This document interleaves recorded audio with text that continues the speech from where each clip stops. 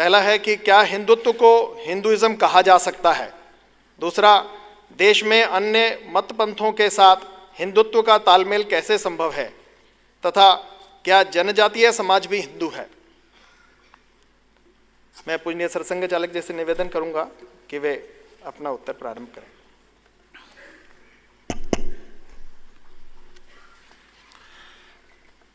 Hindutva, Hinduness, Hinduism ये गलत शब्द है, क्योंकि इज्म एक बंद चीज मानी जाती है।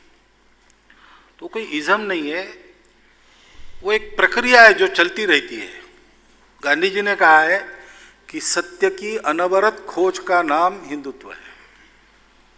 राधा कृष्णन जी का एक बहुत सुंदर कोट है, मेरे पास नहीं है इसलिए मैं नहीं बताऊंगा, लेकिन एक उसका चरण है कि हिंदुत्व ये प्रोसेस है, सतत चलने वाली प्रक्रिया है, मोस्ट डायनामिक है, और उसमें सबका योगदान है जो भारत में हो गए विचारक।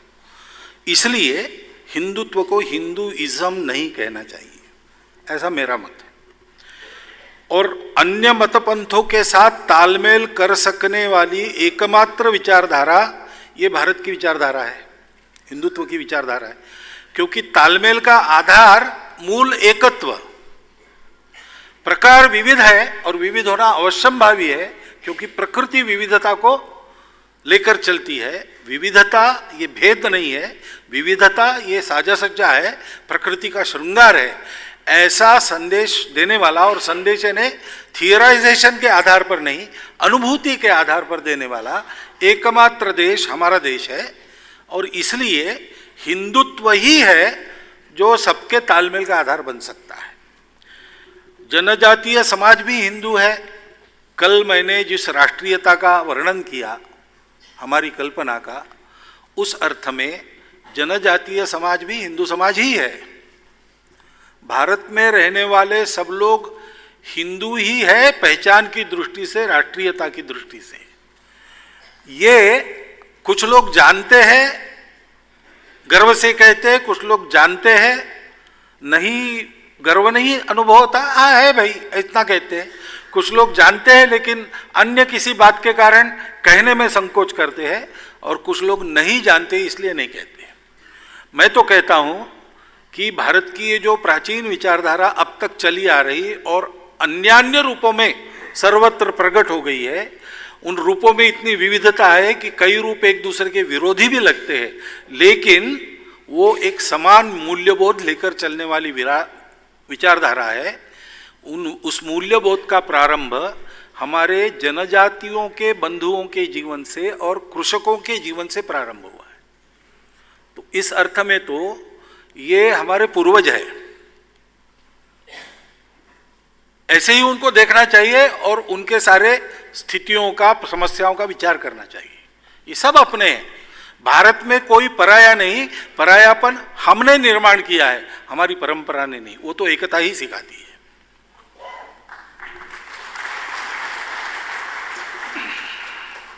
जाति व्यवस्था व समरसता को लेकर कुछ प्रश्न आए हैं। रतनलाल बैरवा जी, के जी सुरेश जी, मेजर जनरल संजय अग्रवाल जी, आप पूछ रहे हैं पूरे हिंदू समाज में समरसता के लिए रोटी बेटी का संबंध होना चाहिए, संघ इसके लिए क्या करेगा। दूसरा है अंतर जातीय विवाह तथा अंतर धार्मिक विवाह के संबंध में संघ क्या सोचता है। तीसरा, क्या यह सुनिश्चित किया जा सकता है कि हिंदू समाज जातियों में नहीं बटेगा।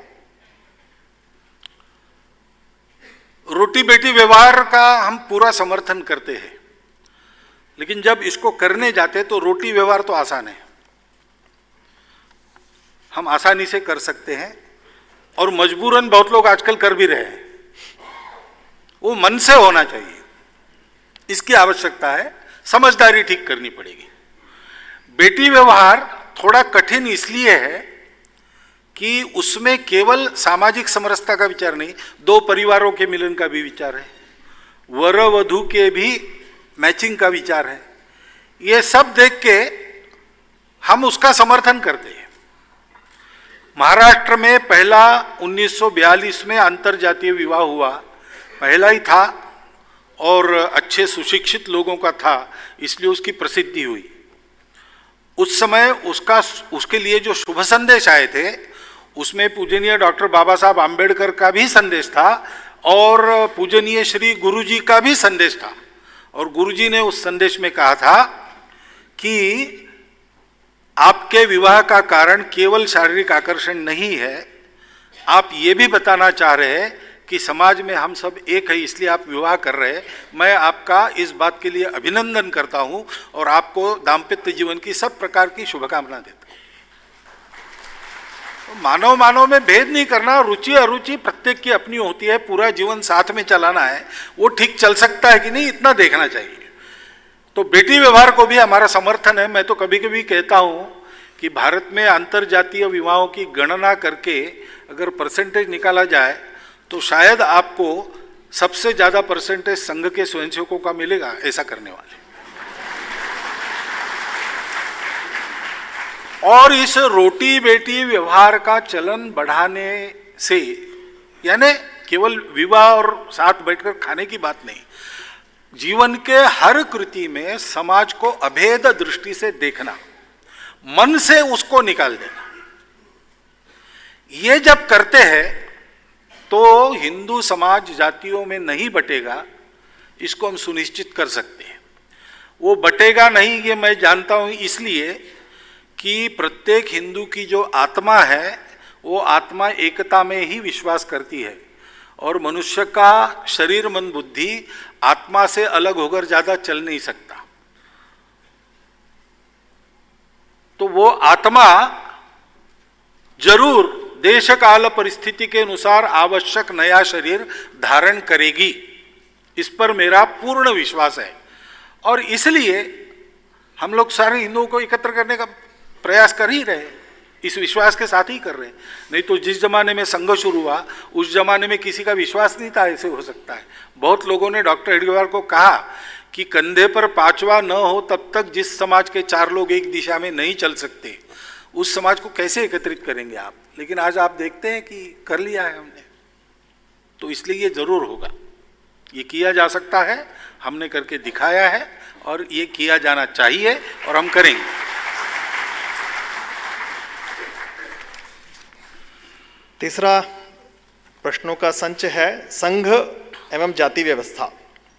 ओम प्रकाश धामा जी, प्रदीप कुमार जी, प्रशांत शुक्ला जी, प्रोफेसर विजय कायत जी, मंगेश वैशंपायन जी, सुभाष चंद्र सेतिया जी, श्री सतीश कुमार सैनी जी, आपके प्रश्न है हिंदू समाज में जाति व्यवस्था को संघ कैसे देखता है? संघ में अनुसूचित जाति जनजातियों का कैसा प्रतिनिधित्व और स्थान है? तीसरा, घुमंतु और विमुक्त जातियों के लिए क्या संघ ने कोई पहल की है? जाति व्यवस्था कहते हैं उसमें गलती होती है। आज व्यवस्था कहाँ है, वो अव्यवस्था है। कभी ये जाति व्यवस्था रही होगी, वो उपयुक्त रही होगी, नहीं रही होगी, आज उसका विचार करने का कोई कारण नहीं। वो जाने वाली है, जाने के लिए प्रयास करेंगे तो पक्की होगी। उसको भगाने के लिए प्रयास करने के बजाय जो आना चाहिए उसके लिए हम प्रयास करें तो ज्यादा अच्छा होगा। अंधेरे को लाठी मार मार कर भगाएंगे, अंधेरा नहीं जाएगा। एक दीपक जलाओ, वो भाग जाएगा। तो एक बड़ी लाइन खींचो तो सारे भेद विलुप्त हो जाएंगे। यही संघ कर रहा है और हम मानते हैं कि सामाजिक विषमता का पोषण करने वाली सभी बातें लॉक स्टॉक एंड बैरल बाहर जानी चाहिए। हम विषमता में विश्वास नहीं करते।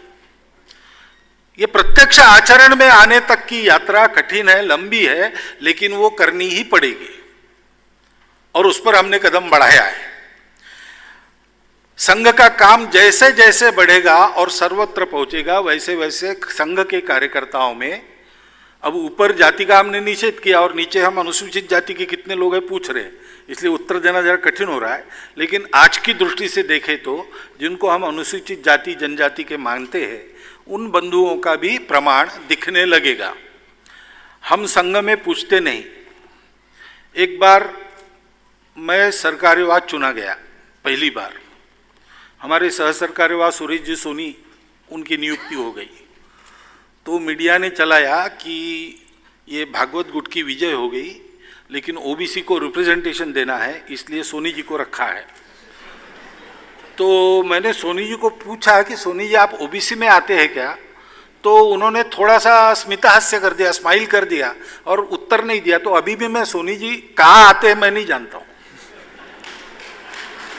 ये संगम वातावरण है। तो अगर हम इसी ढंग से बढ़ते हैं तो ये परिवर्तन होता है। नागपुर में मैं पढ़ रहा था, विद्यार्थी था उस समय। नागपुर संघ के लगभग सब अधिकारी एक ही जाति के थे, ब्राह्मण जाति के थे। लेकिन मैं नागपुर का प्रचारक बनकर 80 के दशक में जब वापस आया तो जगह जगह जितनी बस्तियां थी उस प्रकार की कार्यकारिणी बनी थी। इसलिए बनी थी कि हमारी शाखाएं बढ़ी, हम उस बस्ती में पहुंचे, हमने काम बढ़ाया। स्वाभाविक उसमें से कार्यकर्ता तैयार हुए, वो आ गए।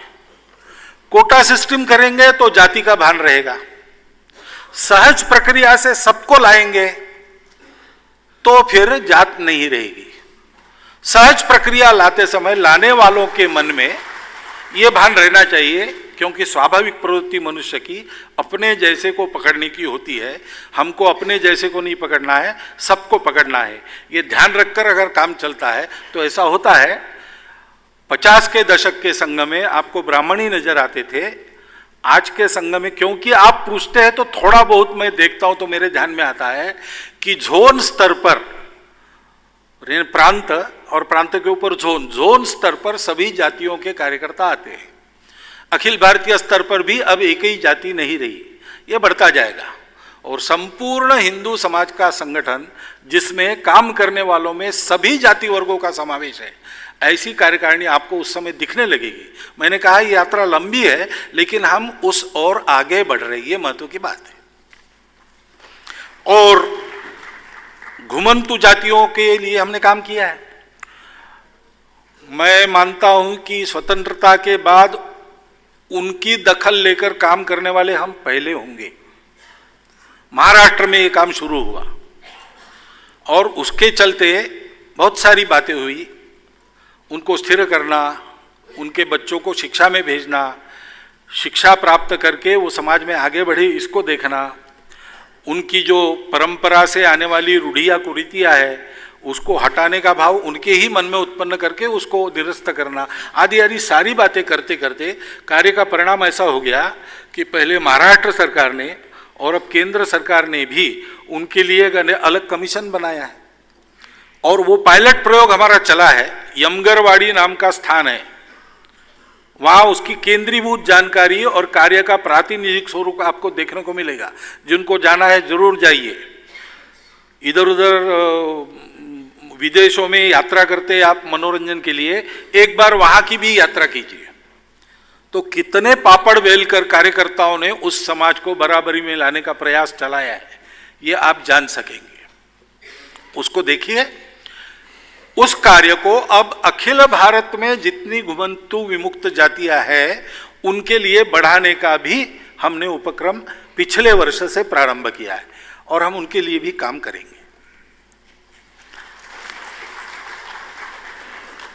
प्रश्नों के अगले समूह को हमने शिक्षा में भारतीय मूल्य इस शीर्षक में समाहित करने का प्रयत्न किया है। बहुत सारे महानुभावों ने ये प्रश्न पूछे हैं। प्रोफेसर रमेश कुमार पांडे जी, डॉक्टर आनंद पांडे जी, डॉक्टर गौरव अग्रवाल जी, सुभाष जिंदल जी, संजीव कुमार सिन्हा जी, रमण अग्रवाल जी, प्रेमपाल शर्मा जी, क्षितिज अवस्थी जी, आलोक गुप्ता जी, संजय मालपानी जी, lieutenant general VK Chaturvedi ji, group captain P आनंद नायडू जी, राजन कुमार जी, डॉक्टर गुंजन अग्रवाल जी, लोकेश जिंदल जी, प्रोफेसर शुभम मजूमदार जी। आपके प्रश्न हैं, शिक्षा में परंपरा और आधुनिकता का समन्वय, वेद, रामायण, महाभारत आदि का शिक्षा में समावेश, सह शिक्षा आदि विषयों पर संघ की क्या राय है। दूसरा, उच्च शिक्षा का स्तर लगातार घट रहा है, भविष्य के भारत का निर्माण कैसे होगा। देखिए, धर्मपाल जी के ग्रंथ आप पढ़ेंगे तो आपको ध्यान में आएगा कि अंग्रेजों के आने के बाद उन्होंने जब सर्वे किया तो उनको ध्यान में आया कि परंपरा से हमारी शिक्षा पद्धति ज़्यादा प्रभावी, अधिक लोगों को साक्षर बनाने वाली, मनुष्य बनाने वाली और अपना जीवन चलाने के लिए योग्य बनाने वाली थी।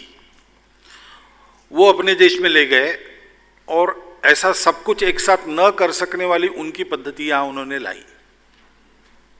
ये इतिहास है।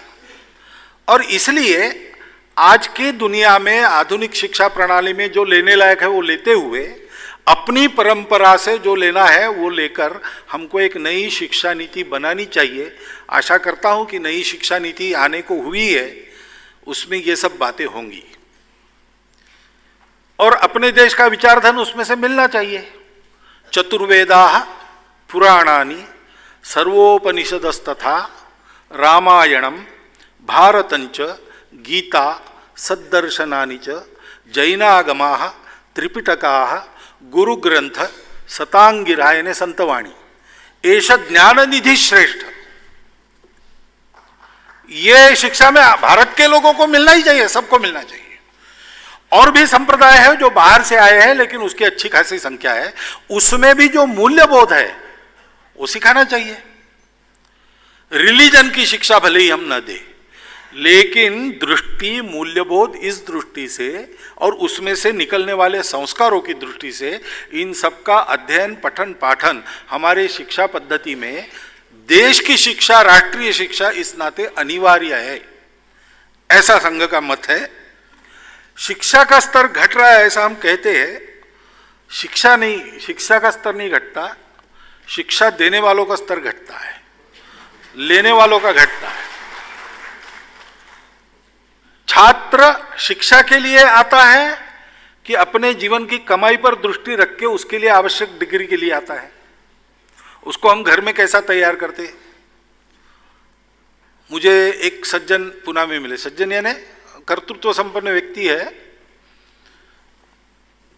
पढ़ेगा लिखेगा नहीं इसलिए शिक्षा छोड़ के उनके पिताजी ने उनको पुणे भेज दिया सातारा से, और वहां वो प्रिंटिंग प्रेस का काम उसमें नौकरी करने लगे। करते करते उनके ध्यान में आया तो उन्होंने अपनी एडवर्टाइज एजेंसी चलाई और साथ साथ शिक्षा भी पोस्ट ग्रेजुएशन तक पूरी कर ली।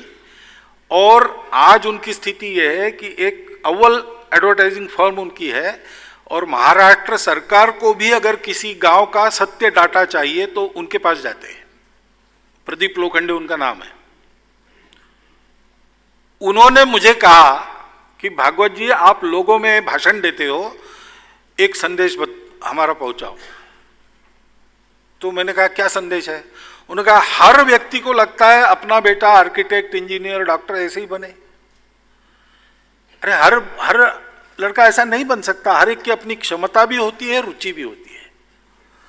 उसको जो अच्छा लगता है वो करने को मिले और जो वो करे वो उत्कृष्ट करे।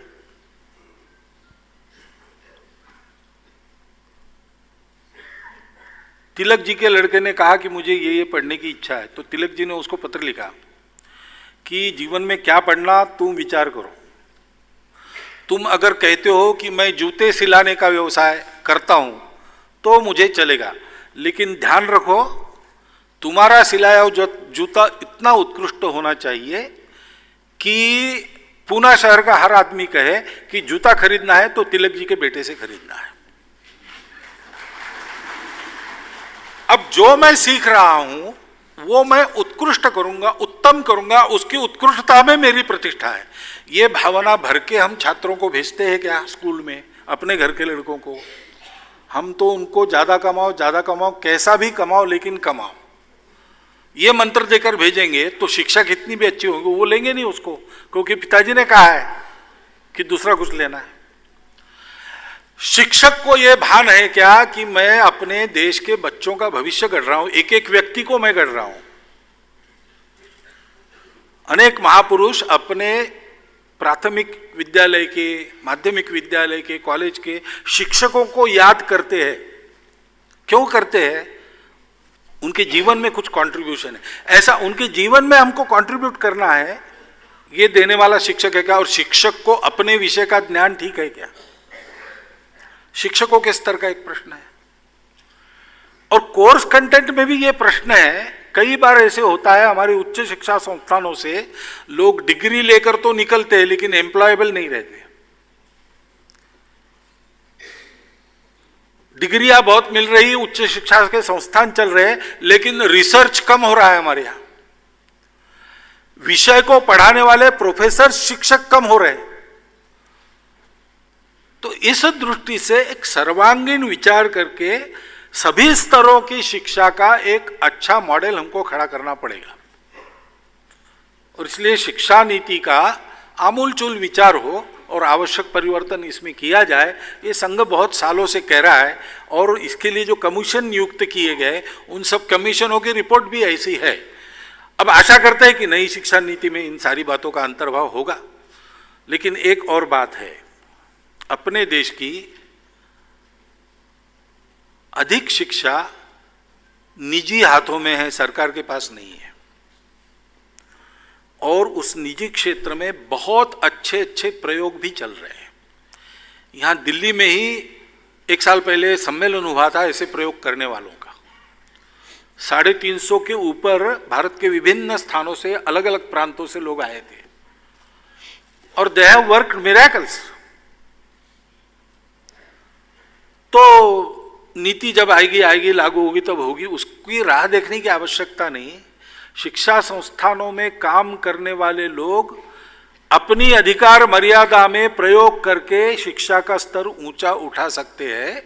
ऐसा हुआ तो फिर सरकारी नीति भी उसका अनुकरण करेगी, ऐसी स्थिति आ जाएगी। इसलिए हमको सारा कुछ सरकार के सर पर न डालते हुए हमको भी अपने अपने क्षेत्र में इसका प्रयास करना चाहिए। भाषा को लेकर भी कुछ जिज्ञासाएं प्राप्त हुई हैं। श्रीमान अनिल पांडे जी, श्री हर्षवर्धन त्रिपाठी जी, नीति नियामक संस्थाओं में अंग्रेजी का प्रभुत्व दिखाई देता है। संघ का भारतीय भाषाओं और हिंदी के प्रति क्या विचार है? संस्कृत के विद्यालय भी घट रहे हैं और इसे महत्व भी नहीं दिया जाता। संघ इस स्थिति को कैसे देखता है? हिंदी पूरे देश की भाषा कब बनेगी? क्या संस्कृत को हिंदी से अधिक वरीयता नहीं दी जानी चाहिए? अभी जो अंग्रेजी के प्रभुत्व की बात है वो नीति नियामक संस्था में कहाँ है, वो तो हमारे मन में है। आज ये सामान्य अनुभव है कि भारत का उच्चभ्रू वर्ग भारतीय भाषाओं में जो बोल सकता है, हिंदी भी जानते हैं दोनों, लेकिन मिलते हैं तब अंग्रेजी में बात करते हैं। तो हम अपनी मातृभाषाओं को सम्मान देना शुरू करें। भाषा भाव की वाहक होती है, संस्कृति की वाहक होती है, और इसलिए भाषाओं का रहना ये अनिवार्य बात है मनुष्य जाति के विकास के लिए। अपनी भाषा का पूरा ज्ञान हो, किसी भाषा से शत्रुता करने की जरूरत नहीं।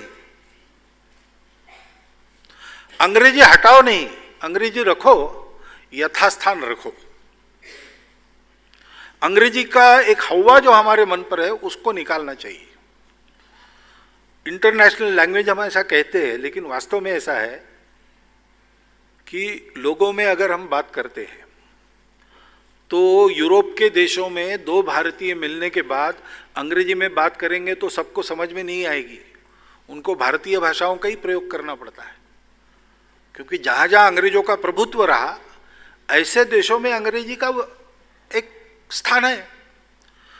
अमेरिका भी अंग्रेजी बोलती है, लेकिन वो कहती है हम ब्रिटिश इंग्लिश से, हमारी इंग्लिश अलग है, स्पेलिंग तक सब अलग अलग है। फ्रांस में जाएंगे फ्रेंच चलेगी। इसराइल में आपको पढ़ने जाना है, हिब्रू पढ़ के जाना पड़ेगा। रशिया में जाना है, रशियन सीख के जाना पड़ेगा। चीन, जापान सब अपनी अपनी भाषा का प्रयोग सब बातों में करते हैं। उन्होंने प्रयास पूर्वक इसको किया है, हमको ये प्रयास करने पड़ेंगे। जितना हम स्वभाषा में काम चलाएंगे, और सबसे समृद्ध भाषाएं हमारे पास है, हम ये कर सकते हैं। हम करने को हो जाए तो ये हो जाएगा। अंग्रेजी से हमारी कोई शत्रुता नहीं है, उत्तम अंग्रेजी बोलने वाले चाहिए, और दुनिया में भी अपने अंग्रेजी वक्तृत्व की छाप बना सकते हैं। ऐसे अंग्रेजी बोलने वाले लोग हमारे देश के भी होने चाहिए। भाषा के नाते किसी भाषा से शत्रुता हम नहीं करते, लेकिन देश की उन्नति के नाते हमारी मातृभाषाओं में शिक्षा हो, इसकी आवश्यकता है। फिर प्रश्न आता है कि हमारी तो अनेक भाषाएं हैं, तो एक भाषा हमारी क्यों नहीं? तो किसी एक भारतीय भाषा को हम सीखे, इसका मानस हमको बनाना पड़ेगा। हिंदी की बात स्वाभाविक रूप से चली है, पुराने समय से चली है, अधिक लोग हिंदी बोलते हैं इसलिए चली है, लेकिन ये मन बनाना पड़ेगा।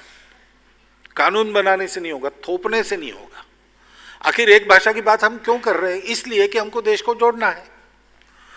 एक भाषा बनाने से अगर देश में विरोध खड़ा होता है, आपस में कटुता बढ़ती है, तो हमको तो ये सोचना चाहिए कि मन हम कैसा बनाएं।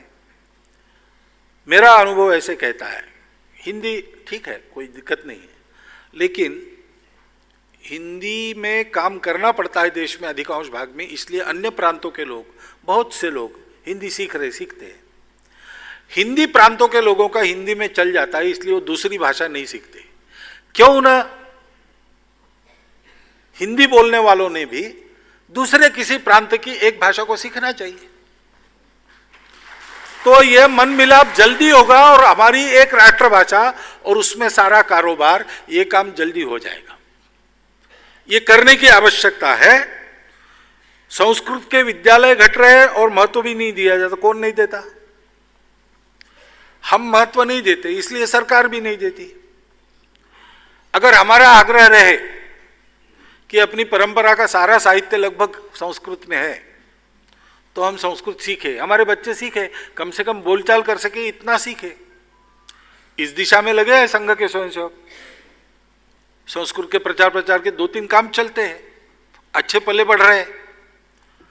लेकिन ये अगर हमारा मानस बने तो अपनी विरासत का अध्ययन भी ठीक से हो सकेगा, और अपनी भी कोई भाषा है और वो इतनी श्रेष्ठ भाषा है कि संगणक के लिए सर्वाधिक उपयोग वही भाषा है, ये सारी बातें पता चलेगी। ये गौरव बनता है तो समाज में उसका चलन बढ़ता है, चलन बढ़ता है तो विद्यालय भी फिर से खुल जाते हैं, पढ़ाने वाले भी मिल जाते हैं, नीतियों को भी समाज का मानस प्रभावित करता है। ये काम करने की बहुत जरूरत है, वो हम करते नहीं है, और कोई करे ऐसा ठेका दे के विचार करते तो ये कभी होने वाला नहीं है। तो और फिर वरीयता का प्रश्न है। ये वरीयता शब्द गलत है। भारत की सारी भाषाएं मेरी भाषा है, और जहां मैं रहता हूं वहां की भाषा बोलता हूं। ये होना चाहिए। अपनी मातृभाषा पूरी आनी चाहिए, जहां मैं रहता हूं वहां की भाषा आत्मसात करनी चाहिए। और पूरे भारत की एक भाषा जो हम बनाएंगे वो श्रेष्ठ है इसलिए बनाए ऐसा नहीं, वो सर्वाधिक उपयुक्त है आज के समय में इसलिए बनाएंगे, उसको भी सीखना चाहिए। और फिर आपकी रुचि है और आवश्यकता है तो कोई भी विदेश की भाषा सीखिए, उसमें विदेशी लोगों से ज्यादा प्रवीण बनिए, उसमें भारत का गौरव है।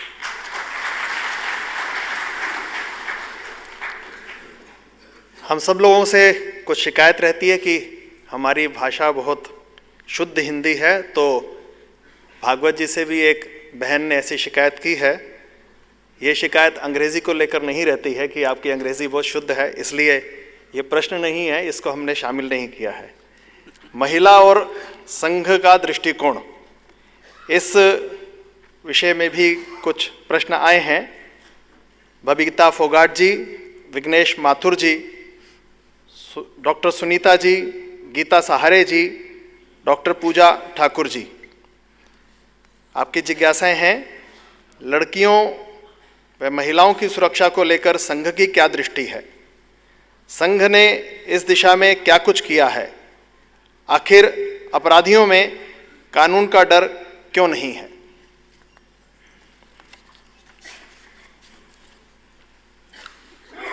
लड़कियों और महिलाओं की सुरक्षा ये सुनिश्चित करने के लिए 2-3 बातें करनी पड़ेगी। पुराने जमाने में जब घर के अंदर महिलाओं का बंद होना निश्चित रहता था, तब उसकी जिम्मेवारी परिवार पर रहती थी। लेकिन अब महिलाएं भी पुरुषों की बराबरी से बाहर आकर कर्तृत्व दिखा रही, और दिखाना चाहिए उन्होंने, तो उनको अपनी सुरक्षा के लिए भी सजग और सक्षम बनाना पड़ेगा। इसलिए किशोर आयु के लड़के और लड़की दोनों का प्रशिक्षण करना पड़ेगा। किशोरी विकास, किशोर विकास, ये काम संघ के स्वयंसेवक कर रहे हैं। क्योंकि महिला असुरक्षित कब हो जाती है? जब पुरुष उसकी ओर देखने की अपनी दृष्टि को बदलता है। इस पर बड़ी चर्चाएं चली है। तो एक मीडिया की पत्रकार महिला बोल रही थी, मैं सुन रहा था, जब सजा हो गई थी बलात्कारियों को, कड़ी सजा हो गई थी सुप्रीम कोर्ट से, उसकी चर्चा चल रही थी। मैं बैठा था तो वो महिला कह रही थी कि केवल अपराधियों को सजा होने से काम नहीं चलता, मूल समस्या ये है कि महिलाओं को देखने की पुरुष की दृष्टि बदलनी पड़ेगी। और ये दृष्टि हमारी परंपरा में है, मातृवत परदारेषु, अपनी ब्याहता पत्नी छोड़कर बाकी सबको माता के रूप में देखना, ये अपना आदर्श है। उन संस्कारों को पुरुषों में भी जगाना पड़ेगा। इसलिए किशोर और किशोरी विकास के उपक्रम चले और महिलाओं को आत्म संरक्षण की कला सिखाने वाले उपक्रम भी बढ़े। इसमें भी स्वयंसेवकों ने काम प्रारंभ किया है। तो बड़ी मात्रा में और स्कूल कॉलेज की छात्राओं को इसका प्रशिक्षण देना और फिर उस प्रशिक्षण की स्पर्धाएं भी आयोजित करना, पिछले वर्ष से ये उपक्रम शुरू हुआ है। देश के सब राज्यों में ये शुरू होगा आगे चल के। संघ के स्वयंसेवक इसको करते, राष्ट्रीय स्वयंसेवक संघ केवल शाखा चलाता है और कुछ नहीं करता, लेकिन संघ के स्वयंसेवक ये करते हैं। तो विद्यार्थी परिषद के द्वारा ये उपक्रम शुरू किया गया है और उसके बड़े बड़े कार्यक्रम हो रहे हैं और ये प्रशिक्षण दिया जा रहा है। देशव्यापी ये कार्यक्रम वो चलाएंगे। अब कानून का डर अपराधियों में कम रहता है, क्योंकि कानून एक हद तक चल सकता है। समाज के धाक, संस्कारों का चलन, इसका परिणाम ज्यादा होता है। कानून की यशस्विता समाज के मानस पर निर्भर करती है। लाल बत्ती है, लेकिन लाल बत्ती न तोड़ने वाला समाज है तो लाल बत्ती का चलता है। इसलिए कानून तो कड़े से कड़े बनने चाहिए और उनका अमल ठीक से होके अपराधी को उचित सजा मिलनी चाहिए, इसमें कोई दो राय नहीं हो सकती। लेकिन उसके साथ साथ समाज भी इसकी नजर रखे, आंखों की शर्म हो लोगों में, समाज का वातावरण ऐसा हो जो अपराधों को बढ़ावा नहीं देता। यह हमारी जिम्मेवारी है। उस दृष्टि से यह संस्कार जागरण का पक्ष भी इन मामलों में उतना ही महत्व का है। हम देखते हैं कहीं कहीं 5, साढ़े 5 बजे के बाद महिलाएं बाहर जाती नहीं, और कहीं कहीं अपने देश में ऐसे इलाके हैं, ऐसे राज्य है जहां पर रात को भी सब अलंकार पहन के महिला कहीं जाकर आती है, अकेली भी जाती है तो भी उसके मन में कोई भय नहीं है। ये परिणाम कानून का नहीं है, ये परिणाम वहाँ के वातावरण का है। उस वातावरण को हमको बनाना पड़ेगा प्रयासपूर्वक, हम सबको उसके लिए काम करना पड़ेगा, वो करना चाहिए।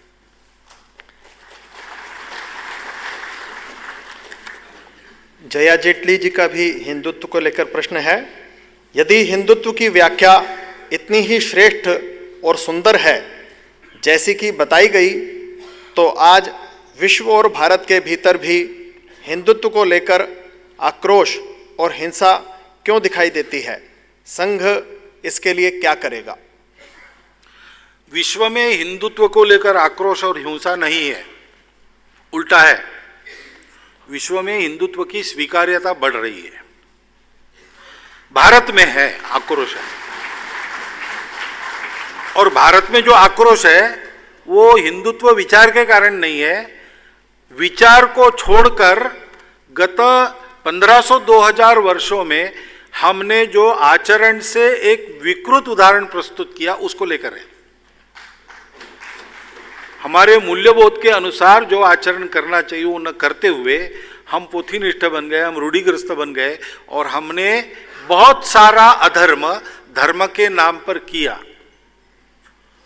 तो आज की देशकाल परिस्थिति अनुसार धर्म का, आचार धर्म का रूप बदलकर हमको उस आचरण को करना पड़ेगा, तो सारा आक्रोश विलुप्त हो जाएगा। क्योंकि विचार के नाते हिंदुत्व का विचार श्रेष्ठ, उदात्त, शुद्ध है। हमको विचार के अनुसार चलने का अभ्यास करना पड़ेगा, और संघ यही करता है। डॉक्टर हेडगेवार के प्रारंभिक दिनों के बौद्धिक वर्ग बहुत कम उपलब्ध है, लेकिन जो एक उपलब्ध है उसमें एक है तत्व और व्यवहार। उसमें डॉक्टर हेडगेवार ने कहा कि श्रेष्ठ तत्व केवल बोलने से क्या होता है, वैसा व्यवहार करके बताओ। जो तत्व व्यवहार में आप उतार नहीं सकते, वो तत्व किस काम का? और तत्व आपका श्रेष्ठ है लेकिन व्यवहार गलत है, तो भी वो तत्व किस काम का? और इसलिए हिंदुत्व के मूल्यबोध के आधार पर पहले हिंदू अच्छा पक्का सच्चा हिंदू बने, इसके लिए संघ चलता है। हम इन्हीं संस्कारों को प्रत्येक व्यक्ति में भरने का प्रयास लगातार 92 साल से कर रहे हैं। गौरक्षा व उससे जुड़े कुछ प्रश्न प्राप्त हुए हैं। पूछने वाले हैं श्रीमान मदन दास जी, स्मृति जी, प्रमोद कुमार जी, डॉक्टर A.K. त्रिपाठी जी। गाय के प्रश्न पर मॉब लिंचिंग क्या उचित है? गौरक्षा कैसे होगी? गौरक्षा कानून लागू नहीं होते हैं। गौ तस्करों के हौसले बहुत बड़े हुए हैं। गौरक्षा करने वालों पर हमले होते हैं। इन सब का क्या समाधान है? गाय का क्यों, किसी भी प्रश्न पर कानून हाथ में लेना, हिंसा करना, तोड़फोड़ करना, ये अत्यंत अनुचित अपराध है और उस पर कड़ी कार्रवाई होनी चाहिए, अपराधियों को सजा होनी चाहिए। परंतु गाय, ये परंपरागत श्रद्धा का विषय तो है ही, मानव बिंदु माना जाता है। गाय, मैं जानवरों का डॉक्टर हूं, मैं जानता हूं उस शास्त्र को, उसके हवाले से कह रहा हूं। अपने देश के छोटे किसान जो बहुसंख्या में है, उनके अर्थायाम का आधार गाय बन सकता है, दूसरा कुछ नहीं बन सकता। अनेक ढंग से वो गाय उपकारी है। अब सारी बातें बाहर आ रही है। A2 मिल्क की बात होती है, पहले नहीं थी, अब मालूम हो गया विज्ञान को। तो गौरक्षा तो होनी चाहिए, संविधान का भी मार्गदर्शक तत्व है, तो उसका पालन करना चाहिए। लेकिन गौरक्षा केवल कानून से नहीं होती। गौरक्षा करने वाले देश के नागरिक गाय को पहले रखे। वो गाय को रखेंगे नहीं और खुला छोड़ देंगे तो उपद्रव होगा। तो गौरक्षा के बारे में आस्था पर प्रश्न लगता है। इसलिए गौ संवर्धन, इसका विचार होना चाहिए। गाय के जितने सारे उपयोग हैं सामान्य रोजमर्रा के जीवन में, वो कैसे आज लागू किए जाए, कैसे उसका ज्ञान दिया जाए, कैसे तकनीकी का उपयोग करके उसको घर घर तक पहुंचाया जाए, इस पर बहुत लोग काम कर रहे हैं। वो गौरक्षा की बात करते हैं, वो लिंचिंग करने वालों में नहीं है। वो समाज की भलाई के लिए काम कर रहे हैं, सात्विक प्रकृति के लोग हैं। केवल संघ के स्वयंसेवक भी नहीं है, पूरा का पूरा जैन समाज इस पर तुला है, और भी अनेक लोग हैं। अच्छी गौशालाएं चलाने वाले, भक्ति से चलाने वाले मुसलमान भी अपने देश में बहुत जगह है। तो इन सब लोगों को लिंचिंग के साथ कभी जोड़ना नहीं चाहिए। उनके कार्य को प्रोत्साहन मिलना चाहिए, क्योंकि वो अपने देश के सामान्य व्यक्ति के हित का काम है, अपने देश की अर्थव्यवस्था में एक बड़ा आधार साबित हो सकता है। और इसलिए गौ तस्कर हमला करते हैं तो उसको भी अब लिंचिंग पर आवाज करते हैं, और गौ तस्कर हमला करते और हिंसा करते उस पर आवाज नहीं होती। ये दोगली प्रवृत्ति छोड़नी चाहिए।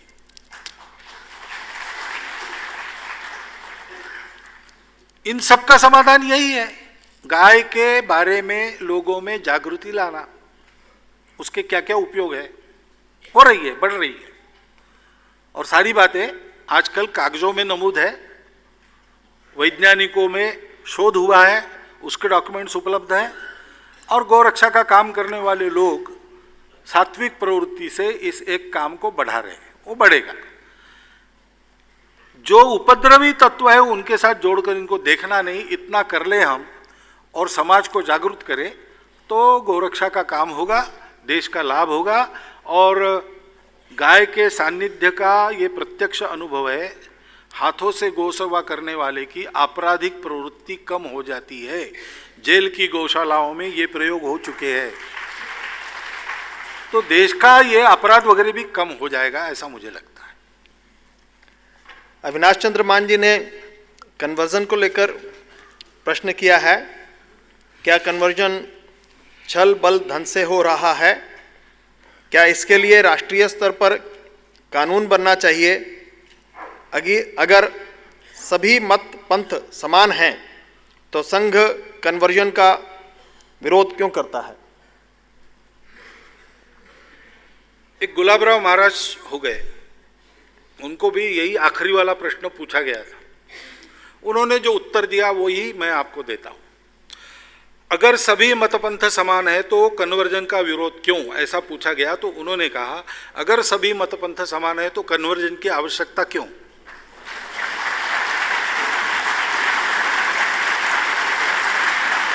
क्यों आप इधर से उधर ले जाने का प्रयास कर रहे हो? सभी मतपंथ समान है ना, तो जो जिसमें है उसमें वो पूर्णता प्राप्त करेगा, तपस्या करेगा। तो आप उसको फिर भी इधर ला रहे हो, तो आपका उद्देश्य उसको अध्यात्म सिखाना नहीं है। भगवान मार्केट में बेचा नहीं जाता, भगवान जबरदस्ती स्वीकार नहीं किया जाता, लेकिन छल बल दल से होता है तो वो होना ही नहीं चाहिए, क्योंकि उसका उद्देश्य मनुष्य की आध्यात्मिक उन्नति नहीं है, दूसरे कुछ उद्देश्य छपे हैं। आप सब विद्वान लोग हैं, मैं उसका वर्णन क्यों करूं? आप देश विदेश के इतिहास पढ़ लीजिए, उसमें कन्वर्जन करने वालों के क्या रोल रहे हैं, इसका डाटा निकालिए, सत्य डाटा। संघ वालों ने न लिखा हुआ डाटा, संघ के विरोधी विचार रखने वालों ने भी इसके बारे में जो लिखा है वो देख लीजिए, तो आपको पता चलेगा कि इसका विरोध क्यों करना चाहिए। संघ वाले क्यों करे, सब पूरे समाज ने ऐसे कन्वर्जन का विरोध करना चाहिए। ये मेरा मामला है, मैं किसकी पूजा करूं? मेरे मन में आता है, एक नारायण वामन तिलक थे, चित्पावन ब्राह्मण थे, अच्छा परिवार था, उनके मन में आ गया कि यीशु का रास्ता ठीक है, और उन्होंने अपने आप को ईसाई बना, वो पास्टर बने। उनके पत्नी ने अपना धर्म नहीं छोड़ा, वो बने रहे, और संघ वालों सहित सब लोग महाराष्ट्र में उनको बड़े आदर की दृष्टि से देखते हैं। उन्होंने कन्वर्शन किया, इसकी बात कोई नहीं करता।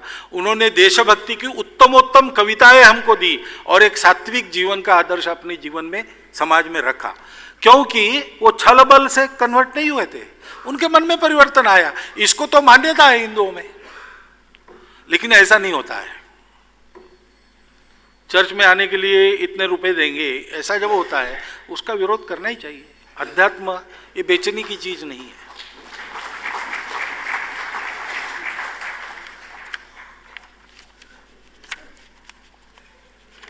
जनसंख्या को लेकर भी कुछ प्रश्न आए हैं।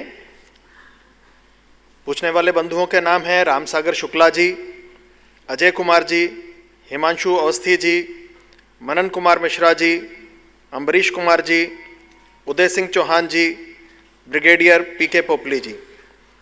देश के कई हिस्सों में बदलता जनसांख्यिकीय स्वरूप और हिंदू जनसंख्या की घटती वृद्धि दर को संघ कैसे देखता है? क्या जनसंख्या नियंत्रण के लिए कानून बनाया जाना चाहिए? 50 साल बाद भारत में हिंदुओं की स्थिति क्या होगी? जनसंख्या से क्या विकास प्रभावित हो रहा है? संघ इसे कैसे देखता है?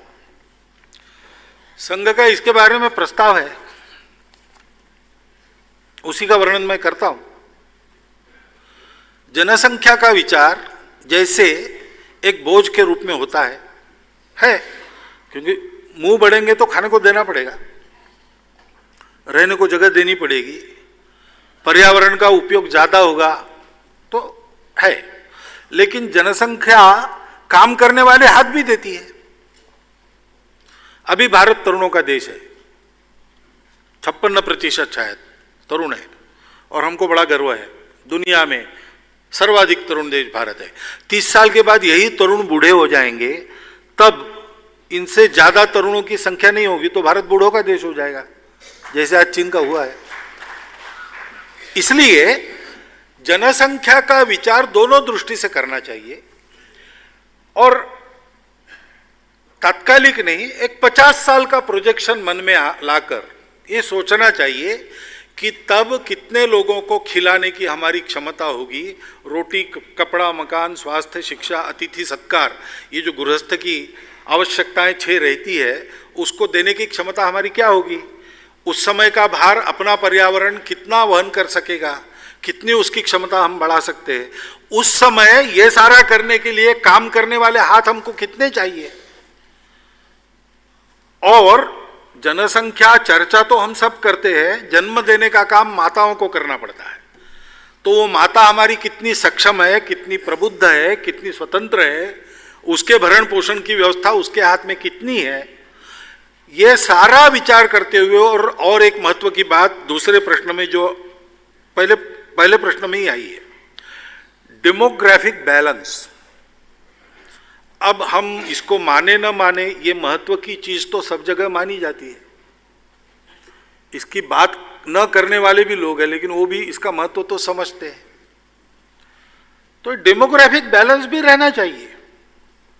इसको ध्यान में रखकर एक जनसंख्या के बारे में नीति हो। अभी नीति है, 2.1 संतान का वो पुरस्कार करती है, लेकिन फिर एक बार देखा जाए ये सारे अंग उसमें विचारित है कि नहीं, सुविचारित है कि नहीं, अगले 50 साल तक की स्थिति की कल्पना हुई कि नहीं, और वो नीति बने और उस नीति में जो तय होता है वो सब पर समान रूप से लागू किया जाए, किसी को उसमें से छुट्टी ना हो।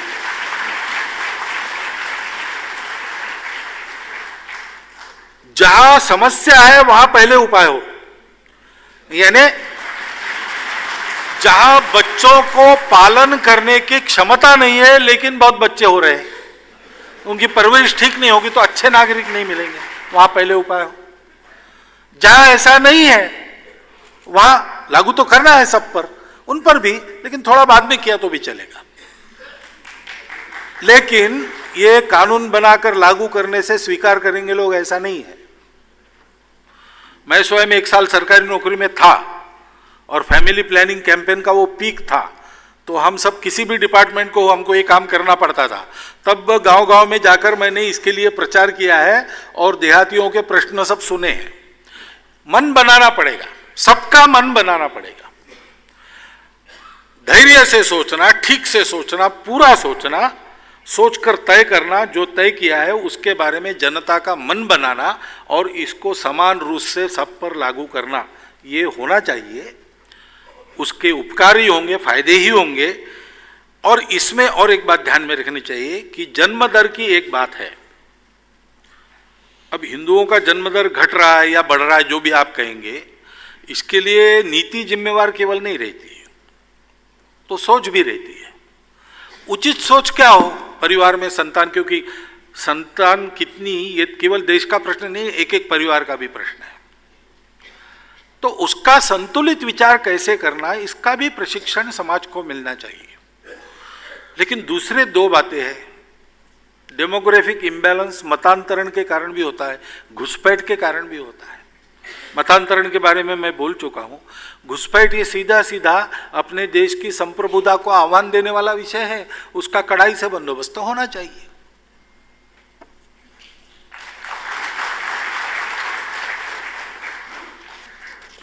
आरक्षण को लेकर हमेशा चर्चा चलती रहती है, इस पर भी कुछ प्रश्न आए हैं। हिमांशु मिश्रा जी, योगेंद्र झा जी, गरिमा जिंदल जी, सुमित अवस्थी जी, ओपी शुक्ला जी, संतोष कुमार पाठक जी, राम कुमार शर्मा जी एवं रतनलाल बैरवा जी। आपके प्रश्न हैं, आरक्षण पर संघ का क्या मत है और आरक्षण कब तक जारी रहेगा? क्या आर्थिक आधार पर आरक्षण को संघ मान्यता देता है? आरक्षण के कारण जो समाज में अनेक संघर्ष हो रहे हैं, उनका हल क्या है? क्या क्रीमी लेयर को आरक्षण मिलना चाहिए? क्या अल्पसंख्यकों को आरक्षण मिलना चाहिए? सामाजिक विषमता को हटाकर समाज में सबके लिए अवसरों की बराबरी प्राप्त हो, इसलिए सामाजिक आरक्षण का प्रावधान संविधान में किया है। संविधान सम्मत सभी आरक्षणों को संघ का पूरा समर्थन है। बीच बीच में वक्तव्य होते उसमें से अर्थ निकाले जाते, ये बात ध्यान में रखिए। सामाजिक विषमता दूर करने के लिए संविधान में जितना जहां आरक्षण दिया गया है उसको संघ का पूरा समर्थन है और रहेगा। आरक्षण कब तक चलेगा इसका निर्णय जिनके लिए आरक्षण दिया गया है वही करेंगे। उनको जब लगेगा कि अब इसकी आवश्यकता नहीं हमको, तो फिर वो देखेंगे, लेकिन तब तक इसको जारी रहना चाहिए, ऐसा संघ का बहुत सुविचारित और जब से यह प्रश्न आया है चर्चा में तब से मत है, उसमें बदल नहीं हुआ है। अब क्रीमी लेयर को क्या करना, और लोग मांगते हैं सामाजिक आधार पर आरक्षण संविधान में है, संप्रदायों के आधार पर नहीं है, क्योंकि सभी संप्रदाय कभी ना कभी समाज के अग्रणी वर्गों में रहे हैं अपने यहां, तो उनके आरक्षण का क्या करना। अब और भी जातियां आरक्षण मांग रही है, उसका क्या करना, इसका विचार करने के लिए संविधान ने पीठ बनाए हैं, फोरम बनाए हैं, वो उसका विचार करें और उचित निर्णय दें। आरक्षण समस्या नहीं है, आरक्षण की राजनीति यह समस्या है। भाई अपने समाज का एक अंग पीछे है ऐतिहासिक सामाजिक कारणों से। शरीर पूरा स्वस्थ तब कहा जाता है, उसके सब अंग अगर आगे जाना है तो आगे जाते हैं। मैं आगे जाने को होता हूं, हाथ हिलने लगते लेकिन पैर पीछे रह जाते हैं, तो मुझे पैरालिटिक कहा जाता है।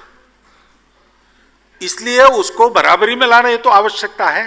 तो समाज में ये बराबरी कब आएगी, तो जो ऊपर है वो नीचे झुकेंगे और जो नीचे है वो एड़ियां ऊंची करेंगे, हाथ से हाथ मिलाकर गड्ढे में जो गिरे हैं उनको ऊपर लाया जाएगा।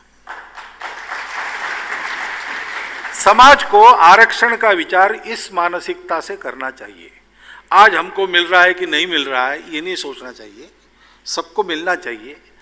सामाजिक कारणों से 1000 वर्षों से लगभग ये स्थिति है कि हमारे एक समाज का एक अंग पूर्णतः निर्बल हमने बना दिया है, उसको ठीक करना आवश्यक है।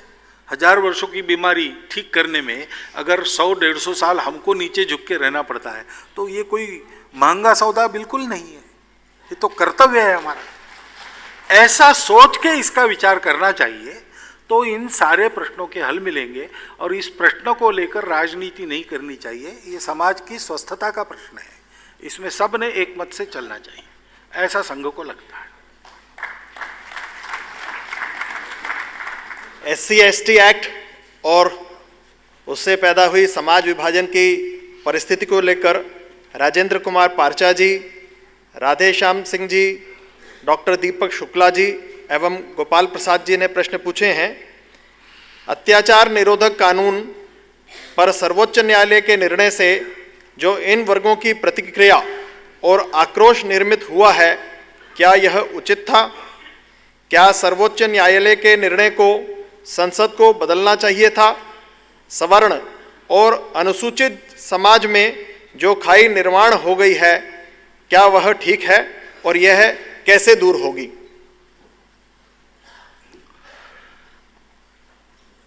स्वाभाविक अपने सामाजिक पिछड़ेपन के कारण और अपने जातिगत अहंकार के कारण एक अत्याचार की परिस्थिति तो है।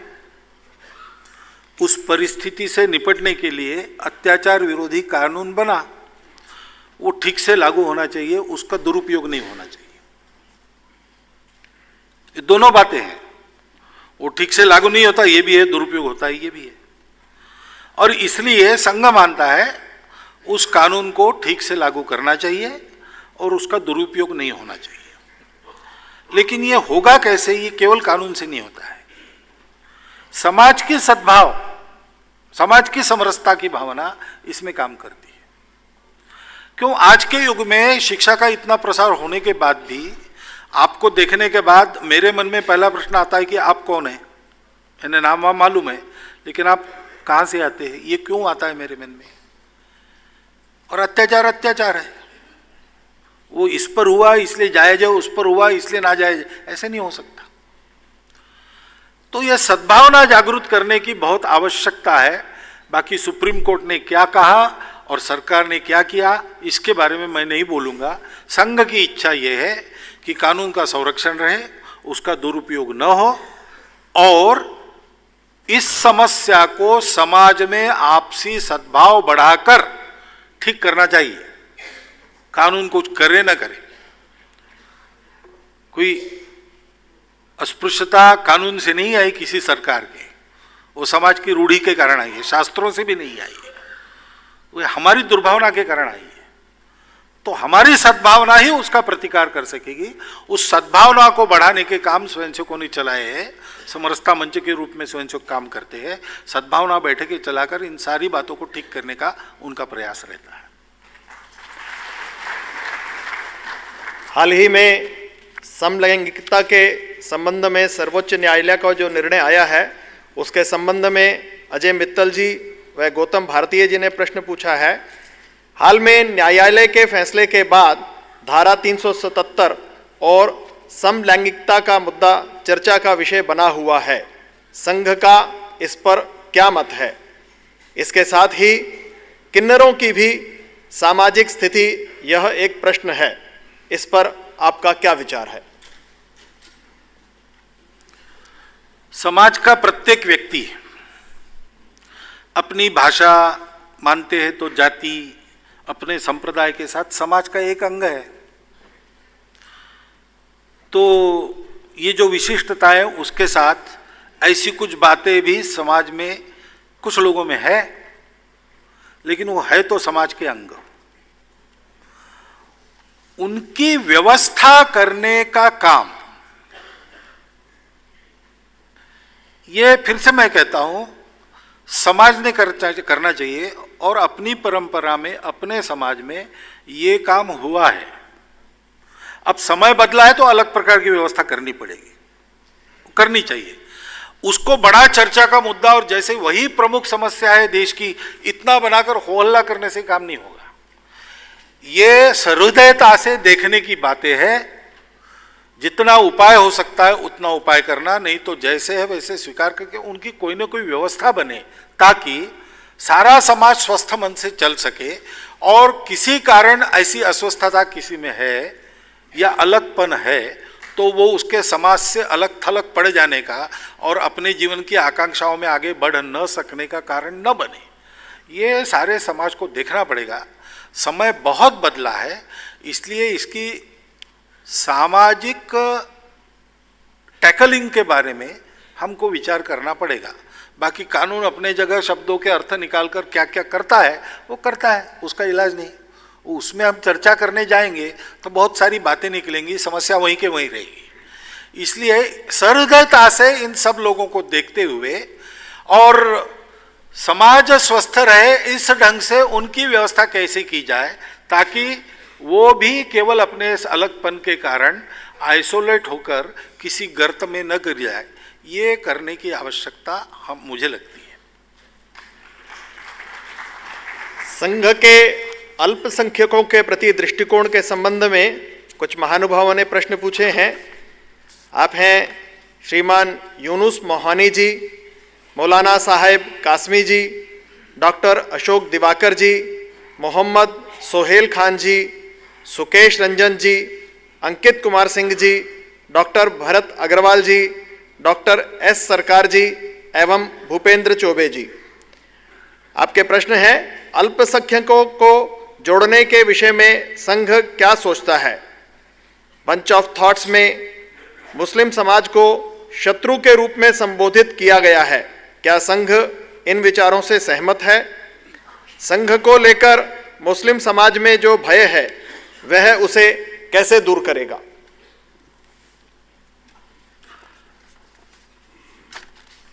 अल्पसंख्यक इस शब्द की परिभाषा अभी स्पष्ट नहीं है अपने यहाँ।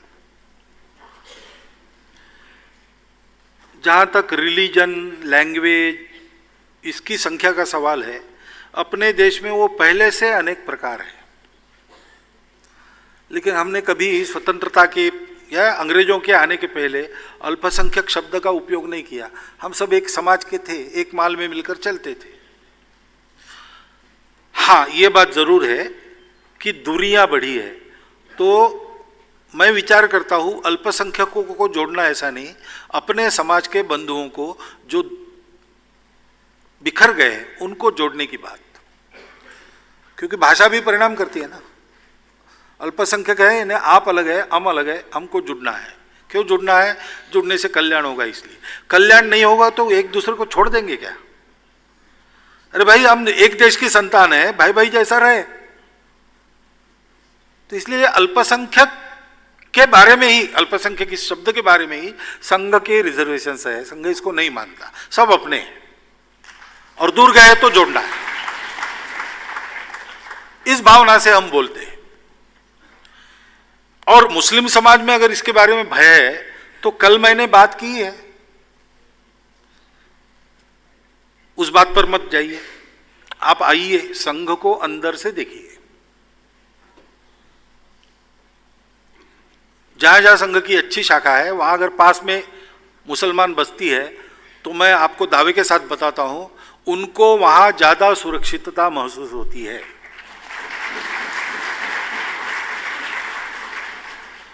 और इसलिए आप देखिए, हमारा आह्वान राष्ट्रीयता का है, जो भारत के मुसलमानों की, ईसाइयों की, सबकी परंपरा है, उस परंपरा का है, उसके प्रति गौरव का है, मातृभूमि के भक्ति का है, वही हिंदुत्व है।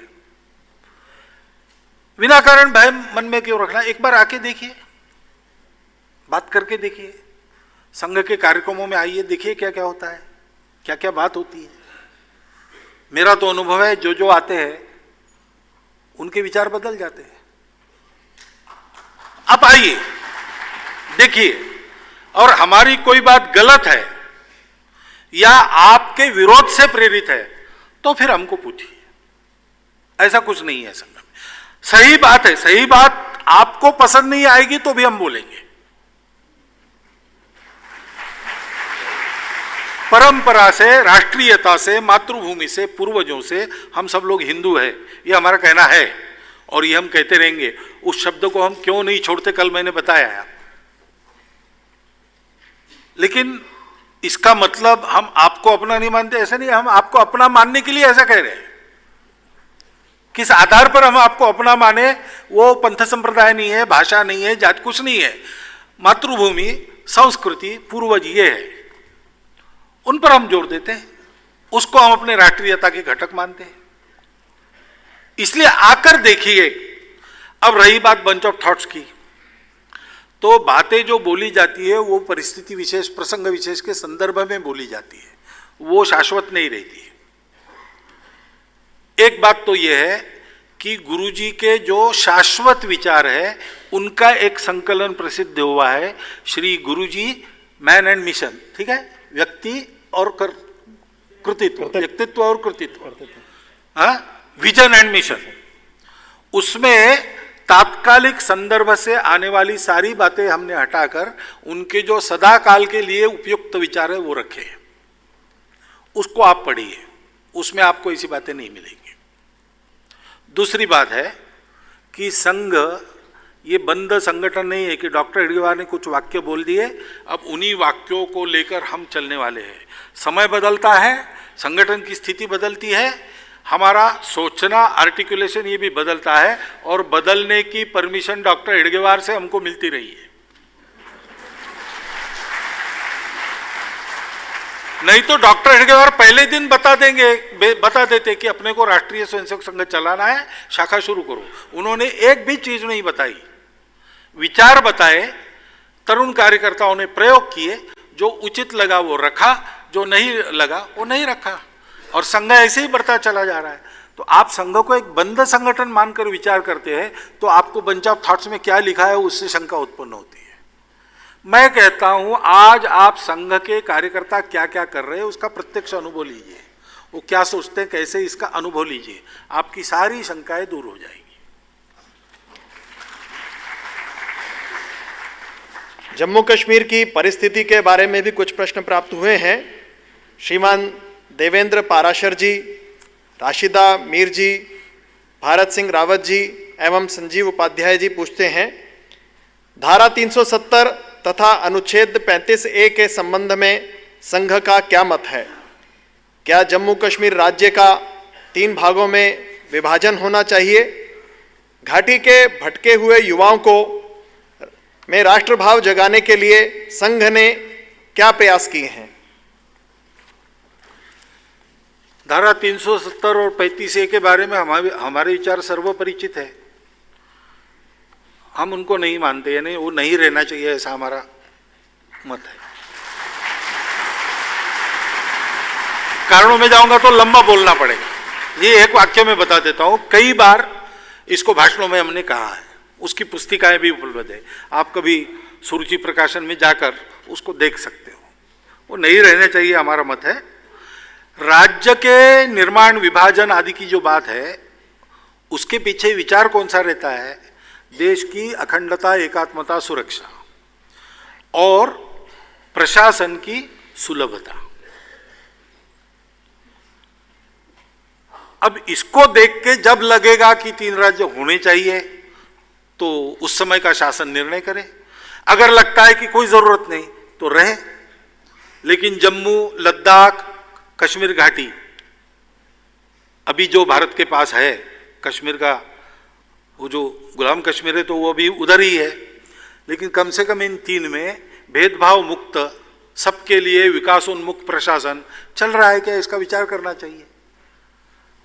वहां की जो परिस्थिति है उसमें इन राज्यों को भारत के साथ और भारत की कुल मिलाकर एकात्मता, अखंडता, सुरक्षा के लिए क्या पोषक है, इसका विचार करना चाहिए। वो विचार प्रशासन, शासन करेगा, जैसा तय करेंगे तय करेंगे। मूल बात है प्रशासन ऐसा होना चाहिए, सुरक्षा रहनी चाहिए। और सुरक्षा तब रहती है, सुरक्षा बल रहते हैं, कानून रहते हैं, घटना रहती है, सब है, संविधान रहता है, लेकिन मुख्य समाज रहता है, वो समाज चाहता है। तो आपने बिल्कुल सही पूछा कि भटके युवाओं में कुछ करना चाहिए, और हम कर रहे हैं। हमारे स्वयंसेवक, फिर से मैं बताता हूं, हम जब कर रहे हैं ऐसा मैं कहता हूं, राष्ट्रीय स्वयंसेवक संघ केवल शाखा चला रहा है और कुछ नहीं करता है, और कुछ करना भी नहीं हमको। लेकिन हमारे में से निकले स्वयंसेवक समाज के लिए जो जो आवश्यक है वो करने के लिए दौड़ते रहते हैं। ऐसे युवकों ने वहां पर सेवा कार्य चलाए हैं, एकल विद्यालय चलाए हैं, विद्यालय चलाए हैं। उसमें राष्ट्रीयता की बात होती है, उसमें वंदे मातरम भी होता है, उसमें जनगणमन भी होता है, उसमें 26 जनवरी 15 अगस्त भी होता है। और वहाँ के अभिभावक और वहाँ के विद्यालयों में आने वाले छात्र दोनों का बहुत अच्छा सहयोग और समर्थन हमको मिलता है। धीरे धीरे ये बात बढ़ेगी, क्योंकि ये प्रयास कभी हुआ नहीं इसके पहले, तो अब शुरू किया है, तो उसके फल आने में समय लगेगा। लेकिन हमने इसमें कुछ किया नहीं, ऐसा नहीं। मैं विजयदशमी के भाषण में, जिसको हमारा पॉलिसी स्पीच आप मानते हो, उसमें मैं कहता हूं कि बाकी बातें जैसी है उसका उपाय होना चाहिए, वैसे कश्मीर के सामान्य समाज का शेष भारत के साथ सात्मीकरण, उनको मिलना मिलाना, ये भी होना चाहिए। ये मैं कहता हूं, तब उसके पहले काम शुरू हो चुका होता है, तब मैं कहता हूं। जो शुरू नहीं हुआ उसको हम बोलते नहीं। तो हो रहा है और वो आगे बढ़ रहा है। पर्याप्त व्याप्त और पर्याप्त मजबूत होने के बाद उसको हम बोलते भी रहेंगे। आंतरिक सुरक्षा की परिस्थिति को लेकर लक्ष्मण कुमार जी, महेंद्र लाल कुमावत जी एवं मनीष मोहिल जी ने कुछ जिज्ञासाएं प्रस्तुत की हैं। संघ की दृष्टि में प्रमुख आंतरिक सुरक्षा चुनौती क्या है और इसका समाधान क्या है? आतंकवाद आज सबसे बड़ी चुनौती बन गया है, इसका समाधान क्या है? देशद्रोह का कोई डर नहीं है, क्या कोई सख्त कानून नहीं होना चाहिए? क्या आतंकवाद से जुड़े मुद्दों के लिए फास्ट ट्रैक कोर्ट नहीं होने चाहिए? आंतरिक सुरक्षा में आंतरिक फसाद खड़ा करने वालों के प्रति समाज आकर्षित न हो, इसलिए समाज में विकास की धारा सर्वत्र पहुंचाना, शासन प्रशासन अपना है, पारदर्शी है, जवाबदेह है, ऐसा उसको लगना, और इस देश में अपना जीवन चल सकता है, उन्नत हो सकता है, ये विश्वास उसके मन में रहना, ये काम शासन प्रशासन को भी करना पड़ता है, समाज को भी करना पड़ता है।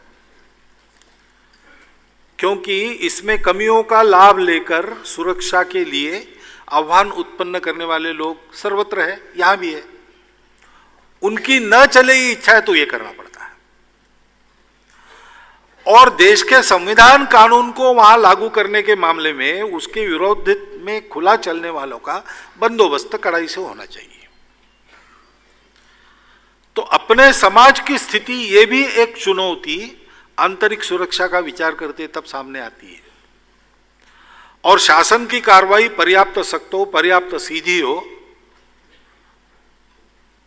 बोली से बात नहीं होती, गोली से बात नहीं होगी, बोली से हो सकती है, और बोली इस तरफ जानी चाहिए कि भारत देश एक रहे, भारत देश अखंड रहे।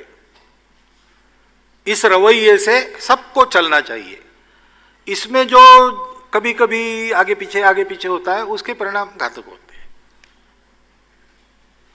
और इसलिए सरकार की दृढ़ नीति, समाज और सरकार का सब लोगों तक पहुंचना, सब तक विकास को पहुंचाना, और अपनत्व का एक भरोसा सब में उत्पन्न करना, ये बात है। और उसको लेकर जो कानून बने हैं, और सख्त कानून आवश्यकता है, बनने चाहिए, ये सब मैं बात करता हूं, लेकिन उन कानूनों के अमल में सुरक्षा को खतरा उत्पन्न करने वाले, कानून तोड़ने वाले, देशद्रोह की भाषा करने वालों के तरफ से अपने ही समाज से उनका समर्थन करने वाले खड़े न हो, यह भी आवश्यकता है। तो समाज का मन ऐसा बने कि ऐसी बात करने वाले आइसोलेट हो जाए, ये भी साथ साथ होना चाहिए। ये दोनों बातें जब होती है तब फिर आंतरिक सुरक्षा अत्यंत मजबूत रहती है। समान नागरिक संहिता, यूनिफॉर्म सिविल कोड, इस संबंध में ब्रजेंद्र बहादुर जी व मेजर हर्ष कुमार जी जानना चाहते हैं कि समान नागरिक संहिता के विषय में संघ का क्या मत है। संविधान का मार्गदर्शक तत्व तो है, और इस दृष्टि से इसको कहा जाता है कि एक देश के लोग एक कानून के अंदर रहें, एक कानून के अंदर रहने का मन बने समाज का। समान नागरिक संहिता की जब चर्चा निकालते लोग तो उनका रुख रहता है हिंदू और मुसलमान, लेकिन केवल इतना नहीं है, सबकी परंपराओं में कुछ न कुछ परिवर्तन आएगा, हिंदुओं की भी। फिर आज दायभाग भी चलता है और मिताक्षरा भी चलता है, अपने जनजातीय बंधुओं के परंपरागत कानून भी चलते हैं कि सब विविधता को ध्यान में रखते संविधान में अनुमति है। ये सारा ध्यान में रखकर किसी एक संहिता के लिए समाज का मन बने, ये प्रयास होना चाहिए। और वास्तव में देश की एकात्मता को समान नागरिक संहिता की बात पुष्ट करती है, लेकिन वो एकता के लिए है, उसके लागू करने से समाज में और गुट तैयार नहीं होने चाहिए, इसकी चिंता करते हुए धीरे धीरे उसको लाना चाहिए। ये बात मैं भी कर रहा हूँ अभी, लेकिन ऐसी ही बात अपने संविधान के मार्गदर्शक तत्वों ने संविधान में बताई है कि सरकार इस तरफ ले जाए मामले को। तो ले जाने की ये पद्धति है कि सबका साकल्य से विचार करते हुए कैसी संहिता हो उसका विचार करना, समाज में उसके लिए मन बनाना और उसको लागू करना। संघ की संविधान के प्रति आस्था व श्रद्धा के संबंध में पूजनीय सरसंघ चालक जी ने कल विस्तार से बताया था, लेकिन उसके कुछ प्रावधानों के संबंध में प्रश्न है। पूछने वालों के नाम बता रहा हूं: अनु कपूर जी, अजय कुमार सिंह जी, ब्रिजभूषण अग्रवाल जी, मेजर जनरल माधव अरे जी एवं तरुण कुमार वाही जी। आपने पूछा है, नोटा के प्रावधान को संघ किस तरह देखता है? क्या अमेरिका व रूस की तरह राष्ट्रपति चुनाव प्रणाली भारत में नहीं होनी चाहिए? तथा संविधान की दृष्टि से यदि सभी समान हैं तो अल्पसंख्यकों के लिए विशेष प्रावधान क्यों है? संविधान सभा में चर्चा चली तो कुछ आज हम जिनको अल्पसंख्यक कहते हैं उनके प्रतिनिधियों में भी ये बात चली थी कि अल्पसंख्यक शब्द निकाल लो आप, क्योंकि ऐसी बात को लेकर ही देश का विभाजन हुआ था और आगे और बंटना कोई नहीं चाहता था। लेकिन मुझे लगता है कि ये बात संविधान निर्माताओं के मन में आती होगी कि जिनकी संख्या ऐसी कम है उनको जरा विशेष अवसर दिए जाए, इसलिए विशेष प्रावधान किए गए। लेकिन जैसा मैं कह रहा हूं कि अल्पसंख्यक ये शब्द बहुत संदिग्ध है, तो कश्मीर में अल्पसंख्यक कौन है? यानी देश में हर जगह अलग अलग बात है ना। अब कानून में जो होगा सो होगा, उसके लिए हम ये ना करें, क्योंकि ऐसी बातें निकालते हैं तो फिर से मनमुटाव शुरू हो जाता है। लेकिन समाज में ये प्रयत्न चलना चाहिए कि कोई अल्पसंख्यक बहुसंख्यक नहीं, हम सब एक देश के लोग हैं, एक दूसरे के भाई हैं, और अलग अलग प्रकार रहना ये हमारी विशेषता है, उसको साथ लेकर चले, भाई जैसे चले, एक माल में मिलकर चले, ये होना चाहिए। बहुत करना पड़ेगा उसके लिए। अमेरिका रूस के तरह प्रणाली की बात हम करते हैं, तो भारत की प्रणाली भारत जैसी हो, अमेरिका रूस जैसी क्यों हो? तो भारत के सब लोग मिलकर जो तय करते हैं वैसा हो, क्योंकि कैसी प्रशासन की पद्धति लागू करने से मैं उसका लाभ लेकर अपने जीवन को बना सकता हूं, ये भारत का सामान्य व्यक्ति जानता है, उससे बात करनी चाहिए और वो जो कॉन्सेंसस निकलता है वैसा रहना चाहिए। अभी तक तो ठीक ही चला है, सारी दुनिया ये कहती है कि अपेक्षा नहीं थी, लेकिन सर्वाधिक यशस्वी प्रजातंत्र दुनिया का भारत है। अब जानने वाले सोचने वाले लोग विचार करते हैं और कुछ रिफॉर्म्स की बात करते हैं, जरूर उसका विचार होना चाहिए और जो स्वीकृत होता है वो करना चाहिए। इसमें हमारा भी हिस्सा है, सभी की इच्छा है, हिस्सा है। तो उसके लिए सुझाव आए हैं बहुत प्रकार के, लेकिन आमूलाग्र पद्धति में ही बदल करो ऐसा सुझाव कहीं से नहीं आया है। चुनाव की पद्धति में सुधार करो, इसमें सुधार करो, उसमें ऐसा आया है, उसका विचार होना चाहिए और ये रिफॉर्म्स होने चाहिए, ऐसा मुझे लगता है। इसमें एक बात नोटा की है कि खड़े हुए 5 लोग और एक भी मेरा पसंद नहीं है, तो इसमें से कोई भी मुझे पसंद नहीं है ऐसा कहना। अब एक तो बात है कि प्रजातांत्रिक राजनीति में हमेशा अवेलेबल बेस्ट को ही चुनना पड़ता है, 100% बेस्ट ये बहुत कठिन बात है, आकाश पुष्प जैसी बात है। मैं आज की बात नहीं कर रहा हूं, ये महाभारत के समय से है। कौरव पांडवों का युद्ध आसन्न हो गया तो यादवों की सभा में विचार चला कि किसका समर्थन करना। कुछ लोग कौरवों के पक्ष में थे, कुछ लोग पांडवों के पक्ष में थे, और कौरवों के अधर्म की चर्चा चल रही थी तो लोग कह रहे हैं कि पांडव कौन से दूल्हे चावल के हैं, इन्होंने अपनी पत्नी को कोई दाव पर लगाता है क्या? इन्होंने बहुत गलतियां की है, इनको कैसे धार्मिक कहे? बलराम जी ने कहा कि आप लोग बहुत चर्चा कर रहे हो, लेकिन आप सबको मालूम है कि कृष्ण कहेगा वही हम करेंगे, और वो तो चुप है, उसको पूछो। तो फिर कृष्ण को पूछा गया।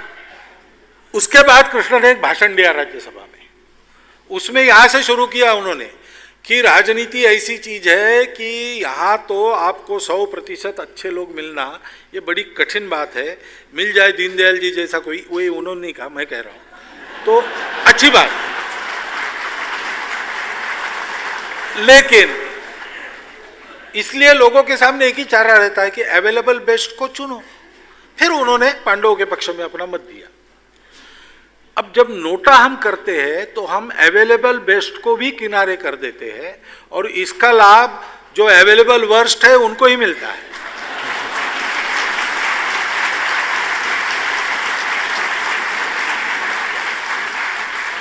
इसलिए यद्यपि नोटा का प्रावधान है, मेरा मानना है कि नोटा का उपयोग बिल्कुल नहीं करना चाहिए, अवेलेबल बेस्ट के पक्ष में जाना चाहिए।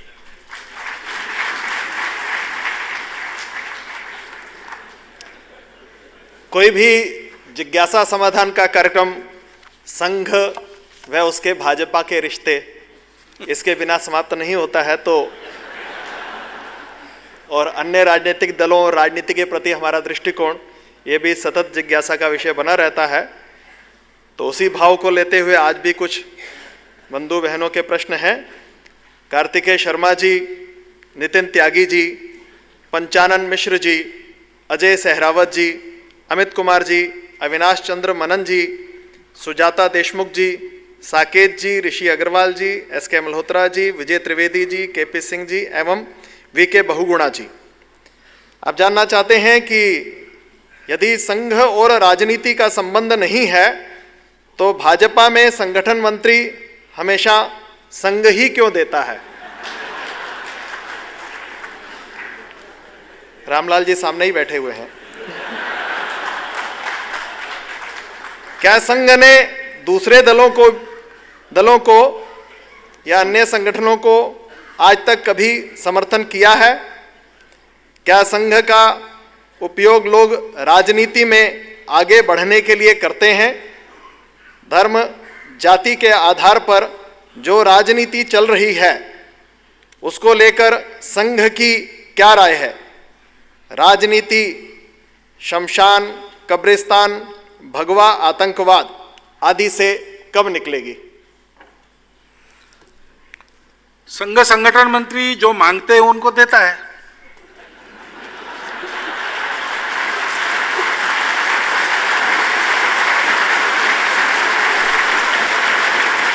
अभी तक और किसी ने मांगा नहीं है।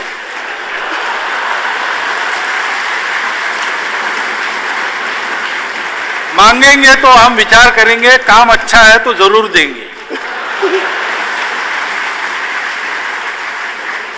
क्योंकि हम किसी दल का समर्थन हमने कभी किया नहीं है 93 सालों में।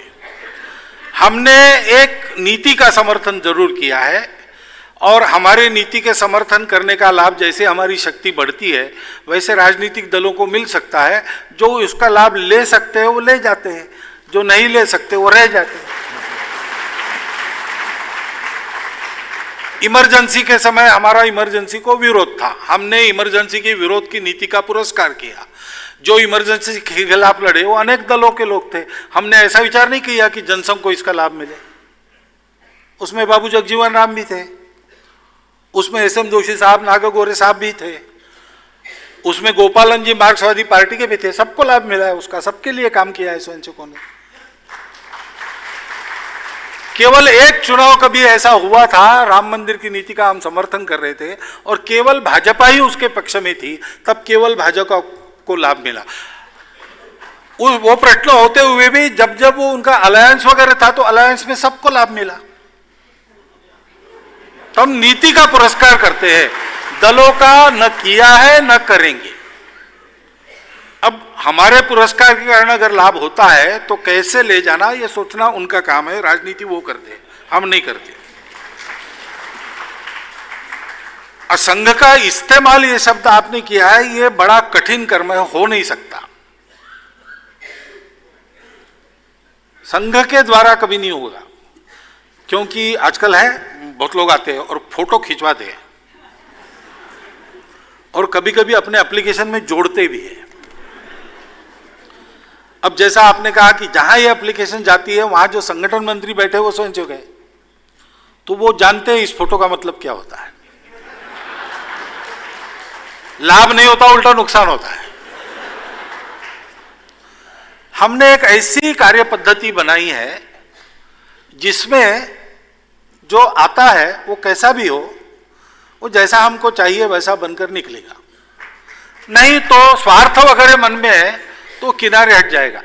लेकिन संघ के कार्य में जीवन भर रहने के बाद भी एक थैंक यू भी कोई नहीं कहता। मिलने की बात तो दूर ही रही, सब देना ही देना है। हमारे प्रांत संघ चालक थे महाराष्ट्र के बाबाराव भिड़े, वो स्वयंसेवकों को बताते हैं कि संघ में याद्या करते हैं। यादी यानी लिस्ट, सूची मराठी में। लेकिन या और द्या इसको अलग किया तो इसका मतलब होता है आओ और दो। तो कहे संघ में याद्या का काम है, लेने वेने का काम है नहीं। ऐसा संघ है। फिर भी बहुत विशेष चतुर बुद्धि रखने वाले एक आध दूसरे निकले तो निकले, अब क्या करें। लेकिन संघ में अगर आप आओगे और ज्यादा संघ के साथ रहोगे तो ये खतरा है कि आप संघ वाले बन जाओगे, ये मैं बताना चाहता हूं। और राजनीति लोक कल्याण के लिए चलनी चाहिए। लोक कल्याण का माध्यम सत्ता राजनीति में है, उतनी ही सत्ता की राजनीति चलनी चाहिए, उससे ज्यादा नहीं चलनी चाहिए। ये अगर हो गया, जो जयप्रकाश जी की आशा थी, जो गांधी जी की आशा थी, उसके अनुसार अपने देश के राजनीतिक वर्ग के लोग चलने लगे, तो फिर ये पांचवा प्रश्न जो है ये आएगा ही नहीं। स्मशान, कब्रिस्तान, भगवा, आतंकवाद, ये सारी बातें होंगी नहीं। ये सारी बातें तब होती है जब राजनीति केवल सत्ता के लिए चलती है, सत्ता के माध्यम से लोक कल्याण के लिए नहीं चलती है। तो उस प्रकार का प्रशिक्षण वहां होने की आवश्यकता है। जो लोग राजनीति में है वो इसका विचार करें। देश की आर्थिक परिस्थिति एवं बेरोजगारी के संबंध में कुछ प्रश्न आए हैं। जो पूछ रहे हैं आप हैं सुभाष नागपाल जी, श्रीमान मंगेश जी, समीक्षा अवस्थी जी, मनन मिश्रा जी एवं रवि मिश्रा जी। ग्राम विकास, स्वदेशी आधारित अर्थनीति और बेरोजगारी पर संघ की क्या राय है तथा क्या 2014 के बाद देश में हुए विकास को संघ अपने विचारों के अनुरूप मानता है? तो ग्राम विकास का काम तो हम करते ही है, गांवों का विकास होना ही चाहिए। गांव का गांवपन कायम रख के, गांवपन यानी मनोवृत्ति का, रास्तों का नहीं, स्कूल नहीं है गांव में, ये गांवपन नहीं है। विकास वहां पूरा होना चाहिए, लेकिन गांव की जो वृत्ति है उसमें प्रकृति के प्रति मित्रता है, उसमें परस्पर सहयोग है, सद्भाव है, ये सारी बातें कायम रखकर गांव का विकास होना चाहिए। गांव के विकास में भारत का विकास है, ऐसा हम मानते हैं और ग्राम विकास के लिए अपने स्वयंसेवक काम भी करते हैं। दिखाने लायक ग्राम आज अपने देशों में संघ के स्वयंसेवकों के प्रयास से जो हुए उनकी संख्या 500 के आसपास पहुंची होगी और हम बढ़ा रहे हैं। स्वदेशी आधारित अर्थनीति सबकी ही होनी चाहिए, क्योंकि अर्थनीति में अर्थ सुरक्षा स्वावलंबन के आधार पर होती है। तो जब तक हम स्वदेशी का अनुगमन नहीं करेंगे तब तक वास्तविक विकास होगा ही नहीं। लेकिन स्वदेशी क्या है? स्वदेशी यानी दुनिया से देश को बंद कर लेना नहीं है। आनो भद्रा कर्तवो यंतु विश्वतः। तो जो मेरे घर में बन सकता है वो मैं बाजार से नहीं लाऊंगा। मेरे गांव के बाजार में जो मिलता है उससे मेरे गांव का रोजगार बनता है, मैं बाहर बगाउस के बाजार से नहीं लाऊंगा। ऐसे क्रमशः जाते हैं, तो जो अपने देश में बनता है वो बाहर से नहीं लाना। लेकिन अपने देश में बनता ही नहीं और जीवन के लिए आवश्यक है तो बाहर से भी लाऊंगा। ज्ञान की बात है, तकनीकी की बात है, सब पूरी दुनिया से लेंगे हम, लेकिन लेने के बाद हमारे देश के प्रकृति और हमारे देश के भविष्य की आकांक्षा के अनुरूप उसको बदल कर लेंगे। और हम प्रयास करेंगे कि सारा कुछ हमारे देश में बने। यह स्वदेशी वृत्ति है। इस स्वदेशी वृत्ति के बिना कोई अर्थतंत्र अपने देश को सबल नहीं बना सकता। दुनिया पास में आई है और पास में नहीं थी, तब से अंतरराष्ट्रीय व्यापार चलता है, वो लेन देन की तत्वों पर ही चलता है, तो वो तो चलेगा ही चलेगा। लेकिन लेन देन में केवल देन देन ही हमारे तरफ आए और लेन देन उनकी तरफ जाए, ऐसा नहीं है। तो हाँ, लेन देन भी चलेगी, लेकिन हमारी शर्तें हम मनवाएंगे। इस वृत्ति से उसको करना चाहिए। तो बिल्कुल व्यावहारिक ये बात है और सब जगह चलेगी, तभी देश बलवान होगा। अब 2014 के बाद ऐसा हुआ है क्या? तो आप ये विचार कीजिए कि किसी भी, केवल 2014 की बात नहीं, 1947 में ऐसा हुआ है क्या? ऐसा भी आप पूछो, मेरा उत्तर एक ही है कि ये जो आदर्श की बात है वो जमीन पर उतारने के लिए एक परिस्थिति जो विरासत में मिली है उसको लेकर उनको काम करना पड़ेगा। मान लीजिए सरकार आ गई और चलो अब स्वदेशी लागू करनी है, तिजोरी खोल के देखते तो एक पैसा नहीं है उसमें, तो कहीं से तो पैसा लाना पड़ेगा, पहले तो उसका प्रावधान करना पड़ेगा, तब स्वदेशी में आगे बढ़ सकते। और इसलिए 1947 हो, 1952 हो, 1957 हो, या कोई भी साल लीजिए, 100% कोई शासन इसमें आगे गया क्या? शासन प्रशासन की चौखट में आज के तारीख में एकदम ये संभव नहीं होता है, परंतु उस दिशा में हुआ है क्या? हाँ, उस दिशा में हुआ है ऐसा मुझे लगता है, क्योंकि समाज में हवा बदली है।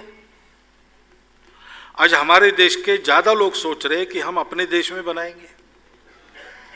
आज हमारे देश की कंपनियां स्पर्धा करने के लिए आगे जा रही है। अब रामदेव बाबा जैसे संत भी आगे जा रहे हैं, उद्यमिता बढ़ी है, स्किल ट्रेनिंग बढ़ा है, विदेशों में जाकर युवक शिक्षा लेके वापस देश में आकर काम कर रहे हैं, खेती में काम कर रहे हैं, स्किल ट्रेनिंग में काम कर रहे हैं।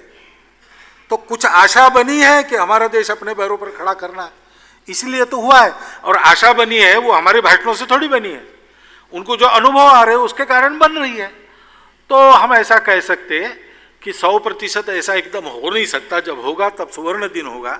लेकिन आज की तारीख में ये तो कह सकते हैं कि हाँ, इस दिशा में अपने देश ने कदम तो बढ़ाए।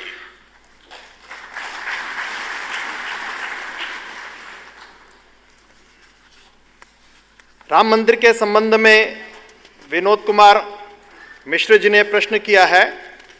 आस्था का प्रश्न कानूनी मसला बना हुआ है, क्या इस विषय पर शाहबानो प्रकरण की भांति अध्यादेश लाया जा सकता है, और या फिर संघ के इस व्याख्यान माला के आयोजन की भांति किसी बड़े सामाजिक संवाद का आयोजन किया जा सकता है?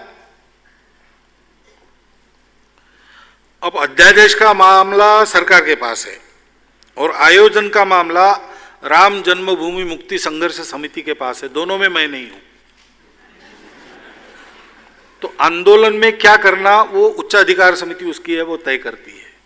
वो पूछेगी सलाह तो मैं बताऊंगा। हाँ, जरूर संवाद करना चाहिए, ऐसा मेरा मत है। करते भी है, नहीं करते ऐसा नहीं है। अध्यादेश लाना कि नहीं लाना, कानूनन ला सकते हैं क्या? अध्यादेश लाने के बाद उसको चुनौती नहीं मिलेगी, ये पक्का है क्या?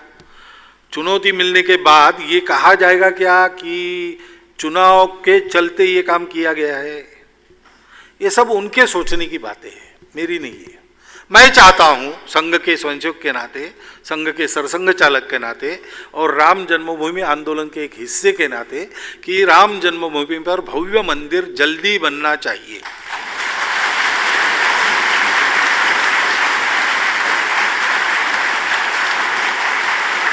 राम, भगवान राम अपने देश के बहुसंख्य लोगों के लिए वो भगवान है, लेकिन वो केवल भगवान नहीं है।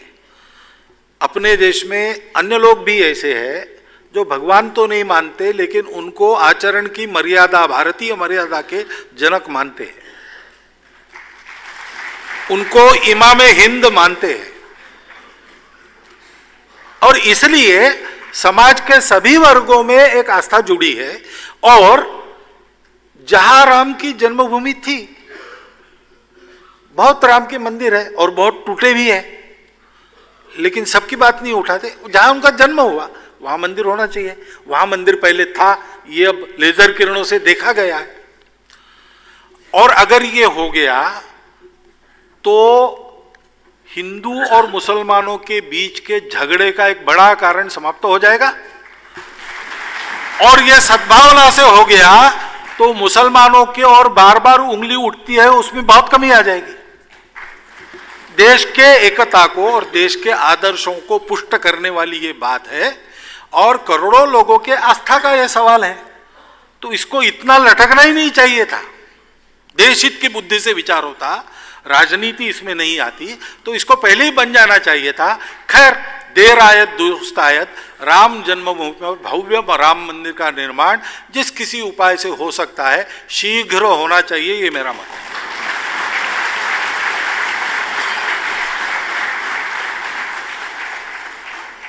कौशल अरोड़ा जी ने पूछा है कि पर्यावरण के नाम पर हिंदू त्योहारों व परंपराओं का विरोध करने का जो प्रचलन चल पड़ा है, इस पर संघ का क्या मत है? ऐसे किसी नाम पर किसी बात को करना, ये तो गलत ही है ना। जो करना है वो सीधा सीधा करना चाहिए। पर्यावरण का निमित्त लेकर त्योहारों का विरोध करना, तो बहुत से लोगों के बहुत से त्योहार ऐसे हैं। हाँ, लेकिन वास्तव में कोई पर्यावरण का प्रश्न है, चर्चा होनी चाहिए। त्योहारों के कर्मकांड ये कोई हिंदुत्व के लिए कंपलसरी बात नहीं, वो बदलते रहे हैं। अब वट सावित्री के दिन, वट सावित्री व्रत के दिन महिलाएं गांव-गांव में, शहरों में भी जाकर वट के वो पेड़ को सूत बांधती थी।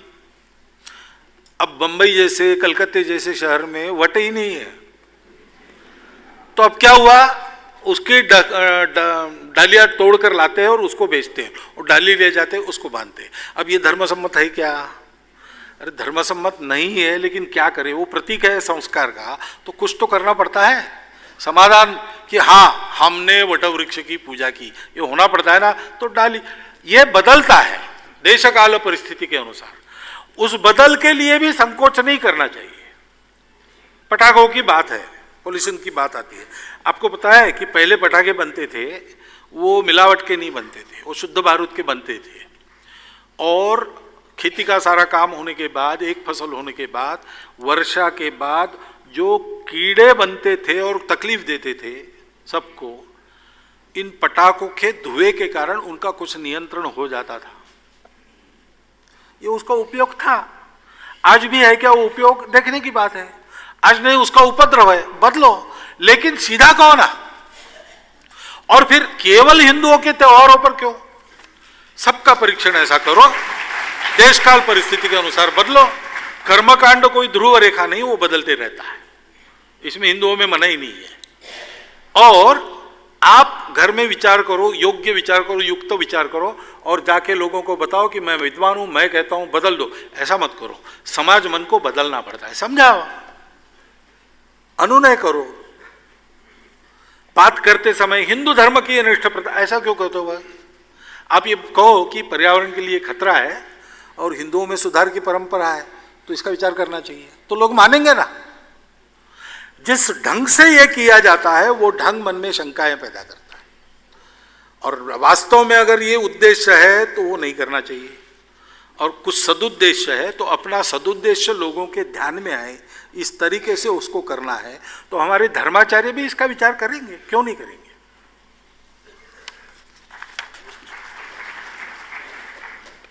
जिज्ञासु होना मनुष्य की सहज वृत्ति है, और जिज्ञासाएं कभी ना शांत होने वाली क्षुधा हैं। मार्क टली जी ने एक पुस्तक भी लिखी है, there are no full stops in India. लेकिन समय की सीमा है, इसलिए आज की प्रश्न मालिका का यह अंतिम पुष्प प्रस्तुत है। इसमें संघ की कार्यपद्धति व रीति नीति के संबंध में कमलजीत सिंह दुग्गल जी, धनंजय कुमार सिंह जी व दीपक जी ने जानना चाहा है कि संघ में कहा जाता है सूचना मिली तो सोचना बंद, क्या यह तानाशाही नहीं है? संघ में सरसंघ चालक का चुनाव क्यों नहीं होता है? क्या संघ का पंजीकरण है? क्या संघ के हिसाब किताब का ऑडिट होता है? हिंदू धर्म की रक्षा में सिखों का बड़ा योगदान रहा है। संघ केवल महाराणा प्रताप और शिवाजी महाराज का ही गुणगान करता है, ऐसा क्यों है? तथा राष्ट्रीय स्वयंसेवक संघ युवाओं को दिशा देने के लिए क्या कर रहा है? अब मैं क्रम से उत्तर नहीं देता, सबका उत्तर देता हूं। अभी मैंने कहा चतुर्वेदा पुराणानी, उसमें गुरु ग्रंथ का भी नाम लिया है ना। ये जहां से कहा मैंने, वो रोज सुबह हम कहते हैं, उसमें गुरु नानक देव साहब और गुरु गोविंद सिंह जी महाराज, इन दोनों का नाम हम रोज सुबह लेते, प्रातः स्मरण उसको कहते, एकात्मता स्तोत्र। राजा भाऊ पातुरकर पंजाब के प्रांत प्रचारक रहे, वहां से वापस आने के बाद और ये जो सारा सिखों का बलिदानी इतिहास है गौरवपूर्ण, उसकी चित्र प्रदर्शनी लगाकर उन्होंने सारे देश में प्रांतों प्रांतों में घुमाई। तो वो एक सबके गुरु है, वो किसी सिख पंथ के गुरु नहीं है, सिख पंथ में हो गए, लेकिन देश दुनिया के लिए हमारे सब गुरु ऐसे हैं, वो हम सबके, हम उनका सम्मान करते। अभी दिल्ली में ही तो मैंने और भाषण दिया है इस पर, तो वो तो आपके पास आया होगा। तो हम उसको अलग नहीं मानते कि हमारा इतिहास है, हम सबका इतिहास है, और सिख बंधुओं का उस गौरवमय इतिहास के कारण हम आदर करते हैं और विशेष सम्मान पूर्वक उनको देखते हैं। ये हमारा मन है। अब संघ पंजीकृत क्यों नहीं है? क्योंकि जब संघ शुरू हुआ तो स्वतंत्र भारत की सरकार नहीं थी, 1925 की बात है। तो चला और चल पड़ा, स्वतंत्रता के बाद भी चलता पड़ा। और स्वतंत्रता के बाद पे कानूनों में हर एक संस्था ने रजिस्ट्रेशन करना चाहिए, ऐसा कानून नहीं है। और कानूनन संघ को एक स्टेटस है, बॉडी ऑफ इंडिविजुअल, उसके तहत हम चल रहे हैं। उस बॉडी ऑफ इंडिविजुअल्स को उस स्टेटस के आधार पर कानूनन हमको टैक्स नहीं है, इसलिए हिसाब किताब हमारा मांगती नहीं है सरकार। लेकिन हमको हमारी साख को जतन करना है, एक एक पाई का हिसाब हम रखते हैं, प्रतिवर्ष हम ऑडिट करते हैं। ऑडिट के नियमों के अनुसार हमारा प्रत्येक इकोनॉमिक यूनिट का ऑडिट प्रतिवर्ष नियमित होता है, इसमें कोई नरमी हम बरतते नहीं है। और अगर सरकार कभी मांगेगी लाओ हिसाब, तो हमारा हिसाब तैयार है। हम कानून को मानकर चलने वाले लोग हैं, जो कुछ है वो कानूनन है। और हिसाब किताब का ऑडिट होता है, इंटरनल ऑडिट होता है। इंटरनल ऑडिट करने के लिए हम चार्टर्ड अकाउंटेंट्स बाहर के उनको नियुक्त करते हैं, और बाकायदा वो जो फॉर्मेट है उसके अनुसार हमारा हिसाब किताब रखा जाता है। बैंक खाता के द्वारा सब व्यवहार चलता है, कोई ऐसा पैसा इधर से उधर हम कभी करते नहीं। अब सरसंघ चालक का चुनाव क्यों नहीं होता? क्योंकि सरसंघ चालक डॉक्टर एडगवार रहे, उसके बाद गुरुजी रहे, ऐसे लोग रहे, इसलिए वो श्रद्धा का स्थान है। तो उसकी नियुक्ति, मेरे बाद सरसंघ चालक कौन होगा ये मेरे मर्जी पर है, और मैं सरसंघ चालक कब तक रहूंगा ये भी मेरे मर्जी पर है। लेकिन मैं ऐसा हूं तो संघ ने एक होशियारी बरती कि मेरा अधिकार संघ में क्या है, कुछ नहीं है, मैं केवल फ्रेंड गाइड एंड फिलोसोफर हूं। सरसंघ चालक को और कुछ करने का अधिकार नहीं है। संघ का चीफ एग्जीक्यूटिव अधिकारी सर कार्यवाह है, उसके हाथ में सब अधिकार है। वो अगर मुझे कहेगा कि ये बंद करो और तुरंत नागपुर चले जाओ, तो अभी मुझे उठ के जाना पड़ेगा। और वो जो है उसका चुनाव विधिवत प्रति 3 साल होता है। संघ ने सरकार को अपना लिखित संविधान दिया तब से आज तक हमारा एक भी चुनाव एक दिन भी पोस्टपोन नहीं हुआ है। नीचे शाखाएं प्रांतों को प्रतिनिधि को बनाती है, और अन्य स्तर के संघ चालकों का चुनाव विभाग, जिला और क्षेत्र के प्रांत के वहाँ होता है, और अखिल भारतीय प्रतिनिधि चुने जाते हैं। वो हर 3 साल में सरकार्यवाह को चुनते हैं। ये प्रक्रिया हमारे यहाँ विधिवत उसके भाव को पूर्ण ध्यान में रखकर एकदम ठीक से होती है। सबसे नियमित चुनाव वाला संगठन शायद दुनिया में भी संघ है। केवल जब संघ पर प्रतिबंध था उस समय चुनाव का वर्ष इमरजेंसी में आया था, उस साल चुनाव नहीं हुए। लेकिन पहला काम प्रतिनिधि सभा बंदी उठने के बाद जो पहली हुई उसमें हमने चुनाव करवाए। तो हम इस मामले में बहुत नियमित है। और सूचना मिली तो सूचना बंद, ये बात सही है, लेकिन सूचना मिलने के पहले का मामला इसमें नहीं है। सूचना बहुत चर्चा के बाद ही मिलती है। अब मैं ये 2 दिन का भाषण दे रहा हूं, मैं अपना एक्सटेम्पोर दे रहा हूं, आपको लगता है कि मेरे मन से मैं बोल रहा हूं? मैंने इसके पहले सब प्रमुख अधिकारियों से इसमें क्या रखना क्या नहीं रखना इसकी चर्चा की है। मैंने कहा कि ये रखूंगा, तो उनका नहीं इसकी जरूरत नहीं है, तो मैंने विड्रॉ किया। और मैं जो बोल रहा हूं वो संघ की सहमति बोल रही है।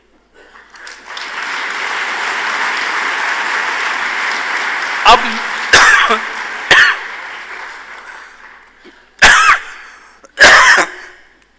मेरे इस बोलने का संघ में कोई प्रतिवाद नहीं करेगा। सूचना मिली, सूचना बंद, लेकिन सूचना के पहले बहुत सोचना हो गया और मेरा अपना विचार कुछ भी रहे, मैं उस सोचने के अनुसार बोल रहा हूं। यह संघ की पद्धति है। आपको लगता है कि आपस में सिर फुटौल होना यही डेमोक्रेसी है? अरे डेमोक्रेसी का एसेंस है सर्वसहमति। जैसे अपने संविधान बना, संघ में हर बात ऐसी सर्वसहमति बनाकर होती है। इसलिए फिर हम कह सकते हैं कि सूचना हो गई, सूचना बंद। किसी आदमी को कहो आप, वो करेगा क्या? नहीं करेगा, ये हो नहीं सकता। सूचना बंद नहीं कर सकते आप, तब कर सकते हैं जब सबका विचार लेके एक समन्वित सर्वसहमति बनी हो। वो हम करते हैं, इसलिए हम ऐसा कह सकते हैं। ऐसा कहने पर उसका पालन भी होता है, वो मन से होता है, तानाशाह के कारण नहीं होता है।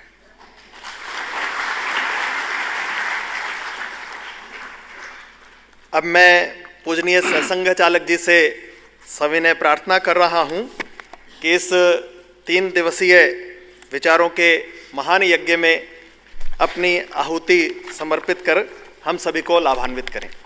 पूजनीय सरसंघ चालक जी। बस 3-4 छोटी बातें कहनी है, क्योंकि कल 2 भाषण में पहले दे चुका हूं और प्रश्न के उत्तर भी दे चुका हूं। पहली बात है, संघ के बारे में कौन क्या कहता है इस पर विश्वास मत रखिए। आप चाहते तो मैंने जो बोला है उस पर भी विश्वास मत रखिए। संघ एक खुला संगठन है, उसमें आने में शुल्क नहीं लगता। संघ की कोई फॉर्मल मेंबरशिप नहीं है, मन मर्जी का मामला है। आप आकर संघ को अंदर से देखिए। यहां मातृशक्ति बैठी, वो भी आकर अंदर से देख सकती है और फिर संघ के बारे में अपना जो मत बनाना है वो आप बनाइए।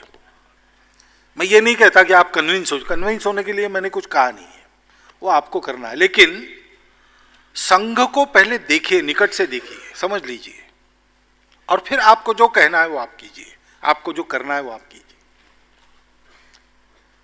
ये 2 उपक्रम हमारा चला, उसमें कन्विंस करने की बात नहीं थी, हम फैक्ट्स बताना चाहते हैं और जो फैक्ट्स है वही मैंने बताई है।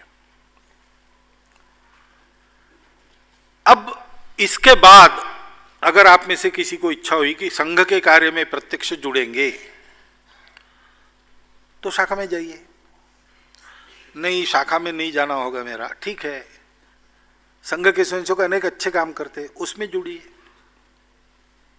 समाज परिवर्तन के काम करते हैं, सब प्रकार के क्षेत्रों में काम करते हैं, उसमें आप जुड़ सकते हैं। नहीं, लेकिन यहां संघ के स्वयंसेवकों से मिलकर मैंने एक अच्छा काम चलाया, वही मैं करना चाहता हूं, जरूर कीजिए। नहीं, मैं किसी से जुड़ना नहीं चाहता, मैं अपना काम करूंगा, जरूर कीजिए। बस हमारी एक ही अपेक्षा है, आप निष्क्रिय मत रहिए। इसके बाद जैसे भी आपको समझ में आता है, इस राष्ट्र को अपने स्वत्व पर खड़ा करने के लिए और परम वैभव संपन्न बनाने के लिए इस राष्ट्र को समझकर सारे देश को एक करने की दिशा में जो भी छोटा बड़ा काम आप अपने पद्धति से करना चाहते वो कीजिए। जहां संघ है वहां उनकी जितनी ताकत है उतना आपको सहायता वो जरूर करेंगे, केवल आपको संपर्क रखना पड़ेगा। कई लोगों को लगता है कि मुझे कहने से हो जाएगा, संघ में उल्टा है, ऊपर से काम नहीं होता है। जमीन पर जो है उनके साथ आप संपर्क रखो, आपको एक पैड़ी भी ऊपर आने की जरूरत नहीं पड़ेगी, वहीं परस्पर सब हो जाएगा। तो आप स्थानीय तौर पर संपर्क रखें, आपको सहायता होगी, और हमको भी आपसे कोई सहायता चाहिए तो मांगने के लिए हमारा परिचय रहेगा आपसे। हमारी जितनी शक्ति है हम करेंगे, आपकी जितनी शक्ति है उतना आप करो। लेकिन इस देश को हमको खड़ा करना है, क्योंकि संपूर्ण दुनिया को आज एक तीसरा रास्ता चाहिए, और दुनिया जानती है, हम भी जाने, कि तीसरा रास्ता देने की अंतर्निहित शक्ति केवल और केवल भारत की है।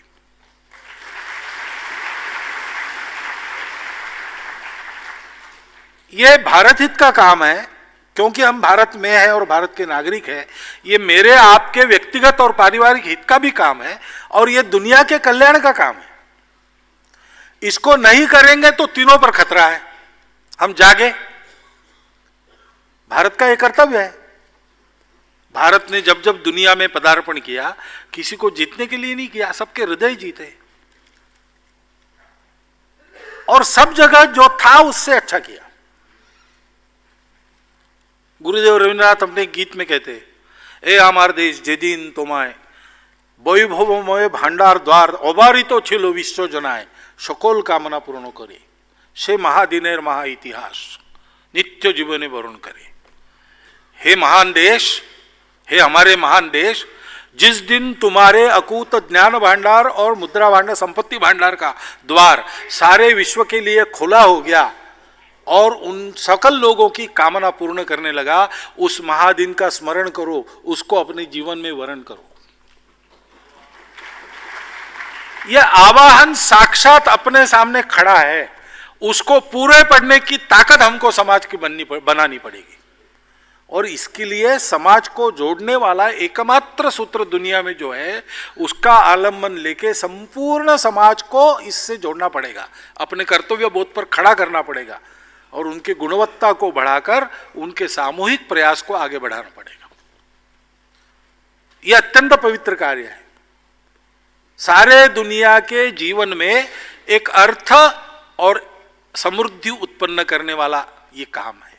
ये हम सबको करना ही है, क्योंकि हम भारत माता के पुत्र कहलाते हैं, हम भारत देश के नागरिक कहलाते हैं। भारत का अस्तित्व इस प्रयोजन के कारण उत्पन्न हुआ है। आप कल्पना करो, ये सत्य मिलने के बाद हमारे उस समय के पूर्वजों ने, ऋषि मुनियों ने कितना परिश्रम किया होगा। गांव गांव में झोपड़ी झोपड़ी तक ये अपने देश का स्वभाव सब तक पहुंचा है। घुमंतु जमात की बात निकले नहीं। घुमंतु लोग कौन है? जिन लोगों ने स्वेच्छा से अपने संस्कृति का ये संदेश सबके जीवन में उतारने के लिए घर गांव छोड़ दिया, एक जगह रहना अस्वीकार करके, घुमंतु जीवन स्वीकार करके इसका प्रचार वो गांव गांव करने वाले लोग हैं। जमाना बदल गया, उनके शास्त्र हमारे ध्यान में नहीं आते, लेकिन एक जमात है जो कसरत करती है रास्तों पर, डोमवारी कहते हैं उनको। वो फिजिकल कल्चर का समाज में प्रचार करने वाले लोग थे, जड़ी बूटी को जानने वाले लोग थे। धातु कला उस समय प्रकर्ष धातु युग था, तो धातु का काम सिखाने वाले सीखने वाले लोग थे। ऐसे कई प्रकार है उनमें, और आज भी वो लोग जाते हैं ये काम करने के लिए, जब तो घर में अपने परंपरागत पूजा अर्चा को करके जाते हैं। ये क्यों, ये छोड़ दो, आज के जमाने में नहीं चलेगा, ऐसा कह रहा है तो बहुत बार उत्तर मिलता है ये तो हमारा धर्म है। इतना परिश्रम पूर्वक ये देश बनाए दुनिया के लिए, उसका ईश्वर प्रदत्त कर्तव्य पूर्ण करने के लायक उसको होना चाहिए। इसलिए ये बात हम कर रहे हैं। आपको ये सब बताने के पीछे संघ के बारे में गलतफहमियां ठीक हो, ये तो है ही, लेकिन अकेला संघ बड़ा हो गया तो कौन सी बड़ी बात है। इतिहास में हम ये लिखा देना नहीं चाहते कि राष्ट्रीय स्वयंसेवक संघ के कारण देश का उद्धार हुआ। हम ये लिखा देना चाहते हैं कि इस देश में एक ऐसी पीढ़ी निर्माण हुई, उन्होंने उद्यम किया और अपने देश को पूरी दुनिया का गुरु बनाया। उस पवित्र कर्तव्य के प्रारंभ के लिए मैं आपका आह्वान करता हूं, और इन 2 दिनों में आपने बहुत धैर्य से सुना, लंबा लंबा भाषण, मैंने प्रश्नों के उत्तर दिए वो आपने सुने, उसमें कुछ चूक भूल रही हो तो आप सबसे क्षमा मांगता हुआ, कर्तव्य का हम बहुत जागरूक करें सारे समाज में, इस एक बात को कहता हुआ और मेरा निवेदन समाप्त करता हूं। बहुत बहुत धन्यवाद।